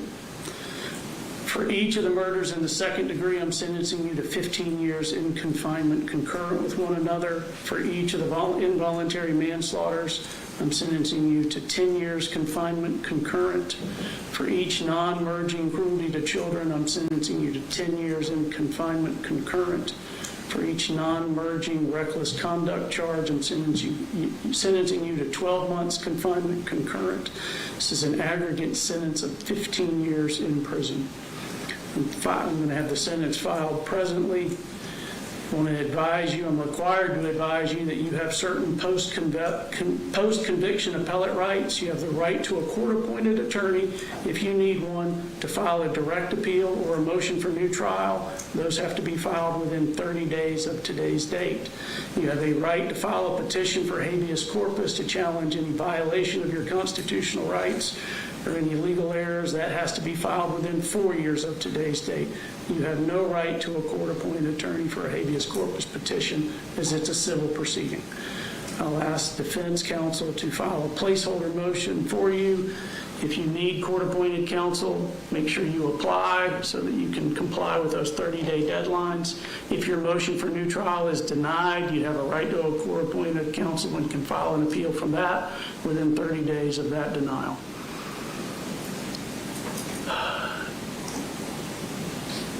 This only closes the legal chapter of this horror. The pain, the heartache, they continue. I understand that. I hope all of you know that this community loves you, and I ask that God gives you peace. Thank you. We're adjourned. So right now, you are seeing Colin Gray being escorted out of that Barrow County courtroom where Judge Nicholas Prim just sentenced him to 15 years in prison. This is obviously a sentence we knew that he faced up to 180 years in total, but 15 years in confinement. Let's get right into this. Joining us now is criminal defense lawyer Charles Cullen to break down exactly what just happened here and what we saw. So explain to us what the judge and his process was and how he got to those numbers. So I think you saw the judge talk about and illustrate how difficult this is, because he has a lot more discretion here than he did with Colt, with the son, where it's malice murder. It's either going to be life in prison or life in prison without the possibility of parole, or life with the possibility of parole. Here, he's got a whole laundry list of things he can do. He can do what the state asked, which is run all of these things consecutive. Well, most of the things consecutive, 30 years and then 30 years and to build it up to 80 years, which is what the state was asking for, or what the defense was asking, which is 10 years, the minimum for murder too. And what Judge Prim did was he took all of these things into consideration, all of the evidence that he'd heard, the mitigation evidence, the victim impact statements, things like that, and he crafted a sentence where the highest level offense was murder 2, second degree murder, and that received a sentence of 15 years, okay, which is very close to what the couple in Michigan received, the Crumbleys, which is a case that he actually mentioned. And so that's in line with the sentencing of family members who are being charged now criminally for the acts carried out by their children. And he said, he mentioned this is the first case of its kind in Georgia, only the second in the nation after what we saw in Michigan. Something he kept repeating was that this was a case of criminal negligence. He's saying that Colin did not pull the trigger. Colt did. He had to take all of that into consideration when deciding the sentencing. That's an excellent point, and that's a great thing for the viewers to keep in mind, is the judge focused on the fact that all of these crimes are criminal negligence, okay? All of this, none of this is something where he intended to go out and kill someone. And he clearly took that into consideration when arriving at the sentence of 15 years rather than 80 years. And it does tell us a lot about perhaps how these cases are going to go forward and be prosecuted in the future, because this really is, you could say that this is the first case of its kind in the nation, because it's the first time someone has been convicted of murder. The Crumbleys were, I believe that was manslaughter. Yeah, it was manslaughter. So here in Georgia, we have a conviction and a sentencing for murder, and the murder is going to be 15 years. And he kept on saying, you failed as a parent. I mean, I think that was something that he really wanted to reiterate, that Colin Gray failed as a parent by allowing his son to miss an entire year of school where he just sat at home watching studying potentially how right. these he had this obsession obviously with school shooters and apparently was planning this one. And that was what the judge was really harping on. He's saying there were warning signs and warning lights that were flashing, but you didn't step in. Right. You essentially allowed something like this to happen. That's right. And allowed is an important word there. You see that Judge Prim has both of these things in his mind. He's keeping in mind the heartbreak of the community. Right. And he's also keeping in mind all of these off-ramps. You could have done this. You could have gotten a safe. You could have gotten him help. You could have taken away the guns. You could have done these things, but it was a failure to do something and not actually an action that he took that led to him being charged with these crimes. And Judge Prim even took it to the limit where, if Colin Gray decides not to go through with it, if Colt Gray decides not to go through with this heinous crime, Colin Gray is never charged with anything. Yeah. So it's a very difficult situation, and it really is a hard thing for the judge to do. He has to weigh all of these things in coming up with the sentence. Are you surprised by this sentence? Do you think it was fair, given everything we just heard him say? I think it is. I'm going to reserve saying whether or not it's fair. I think the whole entire case, and this is going to be watched nationally and commented on nationally, and the case is going to be appealed. I think the sentence was... it's in between what the defense and the prosecution wanted, so nobody's going to be happy. And a lot of times when nobody's happy, the judge is doing a good job. So I think it makes sense. The sentence makes sense. I think the judge's reasoning was sound. And I think that the case is going to be an interesting one to watch going forward. I want to dig deeper into this because I think for a lot of people who have been following this case, and especially since Friday when there was the Colt Gray plea and sentencing hearing that started, we know that lasted a couple of days, and that led Judge Nicholas Prim to bring that sentence that he did on Colt Gray on Tuesday. But what do we think here specifically in the Colin Gray hearing about the difference between parental responsibility and criminal liability? I think now a lot of parents do have to understand that to some degree you are responsible for your kids' actions. And that's exactly right. And you put your finger on it. We are prosecuting these crimes in a new way. This is very new. We've had the one case in Michigan and this case in Georgia, and that's really it. So parents are now having to think about the fact that they are criminally liable for the acts of their children. And that's a new frontier and jurisprudence in the United States of America. Definitely seems like this is something that could potentially change our legal system. Absolutely. And I'm sure we're going to get some interesting commentary from the Georgia Supreme Court on this. I mean, this is a murder case, so it goes directly to the Supreme Court when it's appealed. And I think it reflects a changing landscape, and I think it reflects just a desire to combat these kind of things, these mass shootings that have become all too common. And we're just getting word that we are expecting to have a news conference that'll be held soon regarding this sentencing. Again, if you're just joining us, Colin Gray, we have learned, has been sentenced to 15 years in prison. That coming down from Judge Nicholas Prim, the Superior Court judge in Barrow County, that also ruled in the Colt Gray sentencing as well, in which Colt Gray received life in prison without the possibility of parole. There's been so much that has been uncovered, and I think when during our 9 o'clock hour, we heard a little earlier from the parents of some of those victims. We were hearing a lot of those victim impact statements. Was there anything that stuck out to you, perhaps, that you think might have expressed even more to the judge that he had to weigh in or to weigh regarding how he was going to rule today? I think this was always in the forefront of his mind, that he is going to have to take into account these lives that have been forever changed, these lives that have been lost. And he took the time to say the names of the people who were killed, who lost their life in this sentencing context. And I think that means a lot. That means the judge is thinking about these people as he's making this sentence. But he has to weigh that, as he said, against the fact that these are all crimes of criminal negligence. And so the judge has to balance this. And it's, that you're going to get a lot of people expressing their opinion on whether or not they think he balanced it in the correct way. But it's a difficult job. You mentioned the appeal process. You believe this is just absolutely going to be appealed? Yes, I do. I think there are so many new things in this case. It's a new application of the law. It's never been done in Georgia before. You had the magic words you want to listen for are first impression, and I think the defense attorneys were using those words in their mitigation. You also have a merger issue where the defense was arguing that all of the charges merged together. The judge obviously rejected that. But there are just many, many different issues in this case that can be appealed. And since it's such a novel application of the law, I think it will be appealed.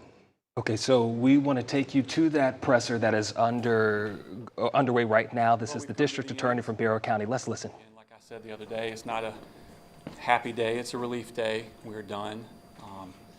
And we hope that everyone can, at this point, move on with their lives. Are there any questions about today's proceedings? Family members, they said they wanted more. They were crying. I don't know if you could see, but what do you have to say to them? We're going to go down and talk to them. They're in our office now, and we're going to, as soon as I finish here, I'm going to go down and talk with them, and I'll keep that between us and them. Explain what the judge meant about negligence and not requiring any prison time. The charges, some charges in Georgia require what's called a mandatory minimum. None of these charges carried that, and that's what he was referring to. Are you satisfied with this sentencing? Just as a process, I understand what the families were saying, but how do you feel about it? You were asking for 80 years. 80 years is what I thought would be appropriate for this case, which is why I asked for it. In my line of work, my job in my lane is to present all of the evidence as best I can, and I believe we did that in this case, and at that point it's turned over to other people to make a decision like that, and I always accept what their decisions are. The judge mentioned this is a precedent-setting case. What precedent do you hope this sentencing in this case will take for future cases? That people need to understand that this is a phenomenon going through our society and do not take these things lightly. And I own guns. I'm not against people owning guns. I own them myself. But when you see someone in distress, please take away their access to guns. These kids are not in a position where they are able to make rational decisions when it comes to things like firearms. And we need as a society to step up and realize who should and who should not have access to them. Kids return to Apalachee High just tomorrow.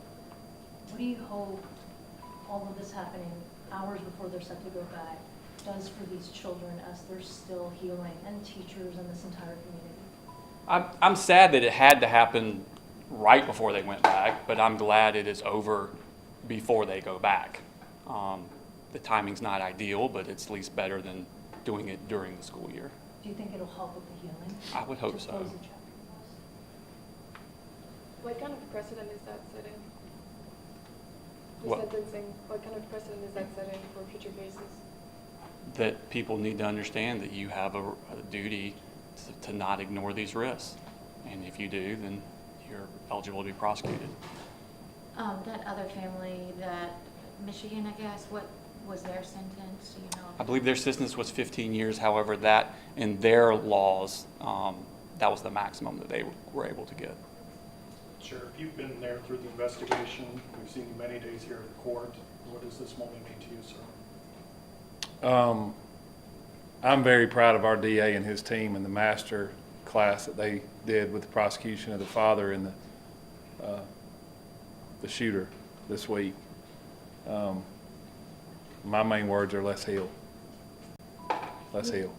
You know, 80 years versus 15, there's a big difference there, but is 15 enough, do you think, to send a message to other parents to be more mindful? I don't think the sentence is what it would take to send the message. I think the charging was what sent the message, and that's what our job was. So we found the laws, we found the facts, and we went forward with that. The judge pointed out there's a version of events here where Colt decides against taking the gun to school at the last minute for whatever reason. Who knows, something might have changed his mind. And that decision was not up to Colin, that was something that was out of his control. Why does the father of Colt deserve to be punished for something that his son did when he ultimately did not make that decision? Colt Gray was 14 years old and had no access to firearms except the one his father gave him, knowing that he was already a threat to schools. I know the legal process, as you said, or the judge said, is all done now, but do you have any other messages for the community moving forward?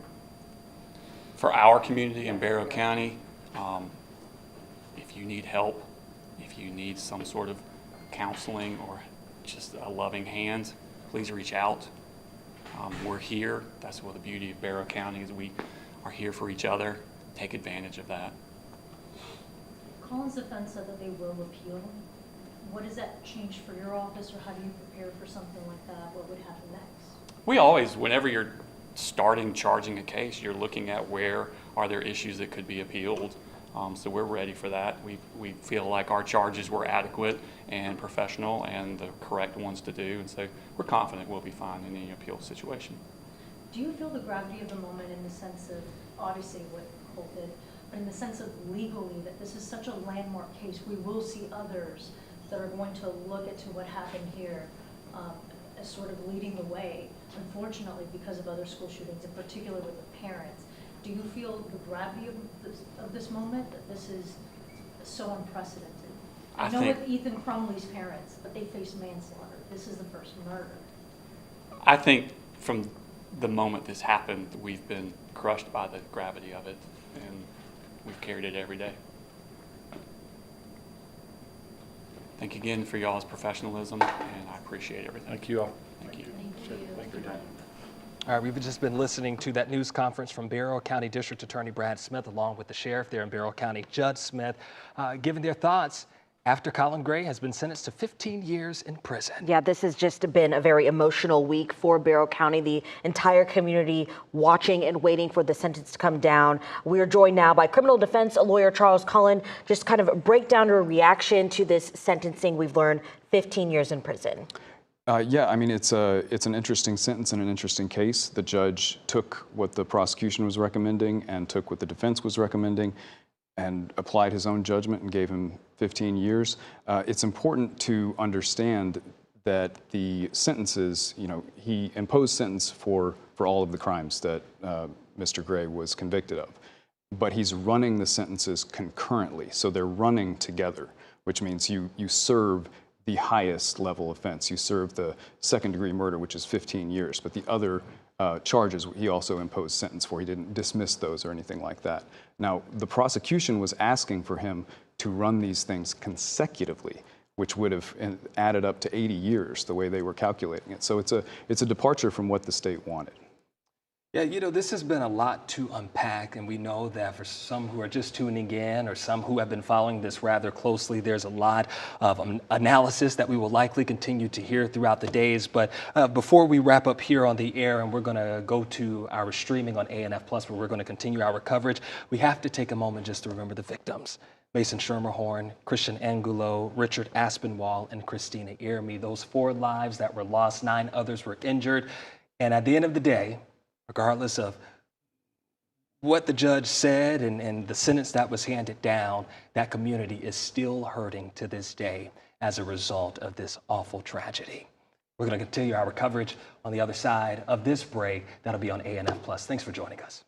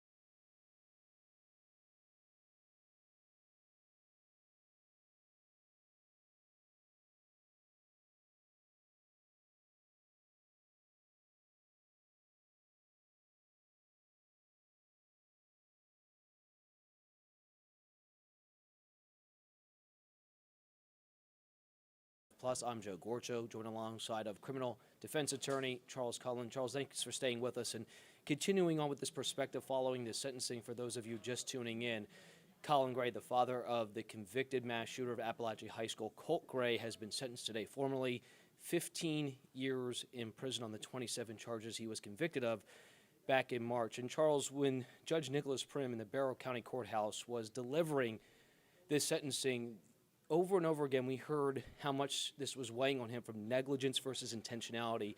Can you walk us through the mindset of the judge as he was trying to weigh the heavy burden he had of trying to deliver justice for those who lost family members that day? 2 students, 2 teachers were killed in that heinous attack on September 4th of 2024, versus delivering what he would felt would be an impartial and just decision. Well, Joe, thank you for having me, and I think you really hit on it when you said negligence, and that's a word that the judge repeated over and over in his in the sentencing. And I think the reason that he did that was he is weighing all of these things, the heartbreak of the community, the depravity of the crime itself, against the fact that none of the crimes for which Colin Gray was convicted are crimes of anything other than negligence. And so the judge really seems to have been driven by that in reaching the sentence of 15 years. That keeps us in line with Michigan, who also sentenced 2 parents in connection with the school shooting carried out by their child. But I think the judge really was moved by the fact that these are criminal negligence charges rather than Colin Gray deciding to go out himself and commit a horrible act. And Charles, one thing we heard from the judge himself is that this is the first case of its kind here in Georgia, and second known nationally. And you mentioned the other case in Michigan. And one of the words he mentioned, you can almost say the same word he used in this case when describing Colt and Colin together, the father and son. They were tethered together. Colt pulled the trigger. He's responsible for his own actions. But as the judge clearly pointed out, Colin failed in his obligations as a parent, not only to protect his son, but protect others from harm that his son could possibly commit. And he kept using the word tether. How significant was that as he was detailing his case leading up to this sentence? Well, I mean, they are tethered together, certainly in the judge's mind. And the judge discussed that Colin was the but for. He repeated that. You are the but for your actions, this would not have happened. But for you failing to get a gun safe, but for you failing to take away the guns, but for you behaving appropriately. I'm paraphrasing, obviously, but that was an important thing. And he contrasted that with the fact that if Colt Gray wakes up that morning and decides not to do anything, no criminal charges would have been brought against Colin Gray. And I think that's very important. While they are tethered together, one is really the actor and the other person is committing a crime of negligence. And it's important to remember that this is the second time nationally the law has been used in this way. I would say it's the first time nationally that a parent has been convicted of murder in the second degree for their child's actions. And we know just from hearing questions earlier today when we were listening to the press conference that was held on Atlanta News First and ANF Plus, hearing from District Attorney Brad Smith, one of the questions that was asked, Charles, was describing the emotion following the sentencing, that victims' families were crying and they were going to speak with the district attorney in his office following this sentencing. Certainly a lot of emotion and a deep amount of loss and immense grief here today following what took place. Like the district attorney said the other day, there are no winners here in this matter. But what I wanted to hit on was during this sentencing, similar to Colt, Colin did not offer any remarks. From a criminal defense point of view, because they are planning to appeal, what is, and I know folks at home might not want to hear about this, but I think it's important just to understand how these cases are put together. Why would Colin not say anything to the judge if they're going to appeal today? Well, that's a great question, and it speaks to the difference in the cases, I think, between Colin and Colt. You have, and I know that Colt, I don't believe, spoke either. No, he did not, yeah. But Colt, pleaded guilty. Colin had a trial, which gives him a lot more that he can appeal. There's a lot more material there. He also, any statement that he would make in a situation like this would be under oath, so that could potentially hamper his appeal in some way. If there's something that they want to appeal and then he makes a statement that contradicts that, that's going to be very difficult. So I think certainly it's on the advice of counsel. I think the defense attorneys even said that Colin Gray was choosing not to make a statement. And does that factor into how the judge ultimately reached his sentencing decision? Because one of the things we heard closer to him ultimately handing out that sentence, Charles, was the immense difficulty he had of trying to remain impartial, stick to the facts of the case, the crimes that he was convicted of, against the immense loss and grief and burden that the community has felt ever since those heinous actions were taken by Colt Gray. So we talk about the appeal and trying to stay impartial. Is that really important for the judge? Was he very calculated in his remarks so that his sentencing, say, sticks if it goes to an appeal? Well, it's tremendously important for all sorts of reasons. I mean, that's really the bedrock of our justice system, is that, and the judge spoke to this, is that he rules without passion. He has to remove his passion, the passion that he feels as a member of that community, the passion that he feels, the sympathy and the empathy that he feels for the people in that community, most likely the anger he feels that 4 members of that community were taken and that 9 members were wounded.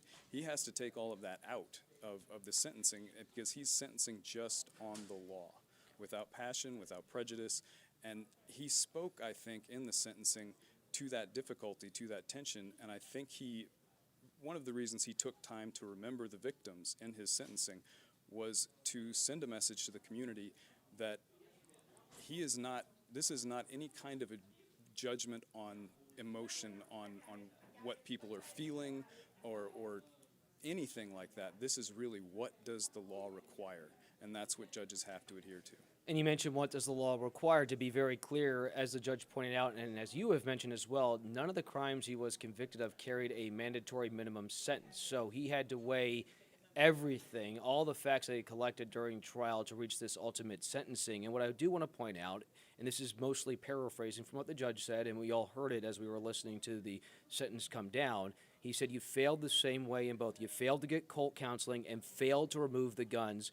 And like you mentioned, Charles, if Colt changed his mind like that day, like the judge mentioned, we wouldn't even be standing here. But he was the but for it.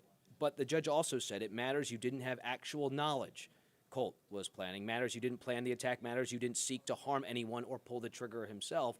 So how much did that ultimately lead the judge to his decision to create concurrent sentences for the different charges he was convicted of versus consecutive? And if you can quickly at home walk the people at home through the difference between concurrent and consecutive. That's right. The prosecution was asking for the sentences to run consecutively, which means they would be served one after another. Running the sentences concurrently means they're all served at the same time. So while you may have received 15 years for one charge and 10 years for another, you're not going to serve 15 and then 10, that you're serving the 10 while you're serving the 15, essentially. The judge, I think, came down on the side of sentencing concurrently because he did want to sentence for all of the crimes. He didn't, say, I'm not going to sentence you to anything for, crime X. That he's been found guilty of all of these charges. He was sentenced on all of these charges.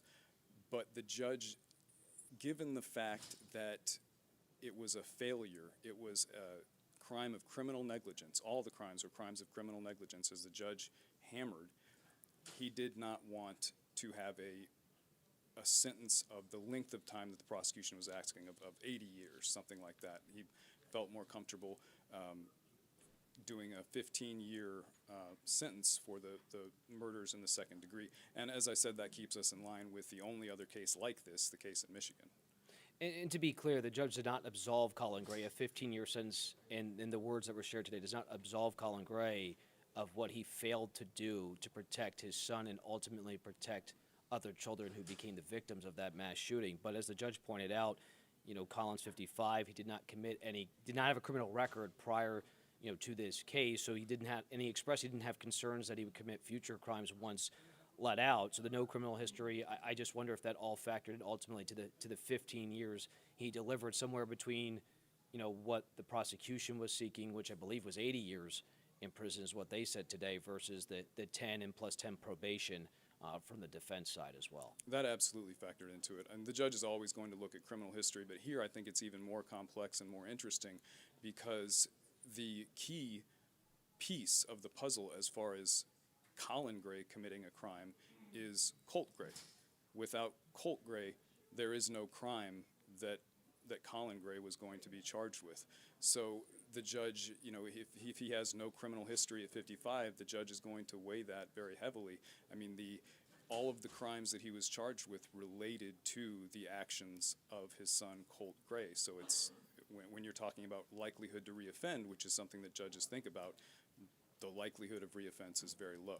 And again, for those of you who may just be joining us, we have a few more minutes here on A&F Plus. Colin Gray sentenced today to 15 years in prison on the 27 charges he was convicted of last March, which included second-degree murder, involuntary manslaughter, cruelty to children in the second degree, along with reckless conduct. And that sentencing came down just about 30 minutes or so ago. And this is obviously in connection to what his son did. Colt Gray, who is the now confessed Apalachee High School shooter, killed 4 people, 2 students, and 2 teachers. And before we let you go, Charles, one thing that I know we were talking about on Atlanta News First when we broke into this coverage was also the precedent this now sets, and also the level of accountability parents must have when it comes to protecting their own children. I mean, something the judge, it stood out was, at the very minimum, that Colin should have been very concerned that Colt might take his own life, let alone do something as heinous as kill others in a mass shooting. And so what precedent do you think this sets in terms of trying to remind parents to be, number one, safe gun owners, and number two, help your kids get help when they're showing those signs of distress? Well, I mean, the precedent it sets is that you are criminally liable as a parent for your children's actions in certain situations. You are not just responsible, you're not just supposed to be doing certain things, you're going to be criminally liable if you do not do them. And that is a new thing. That is very different than the way that murder statutes and manslaughter statutes have been applied in our history.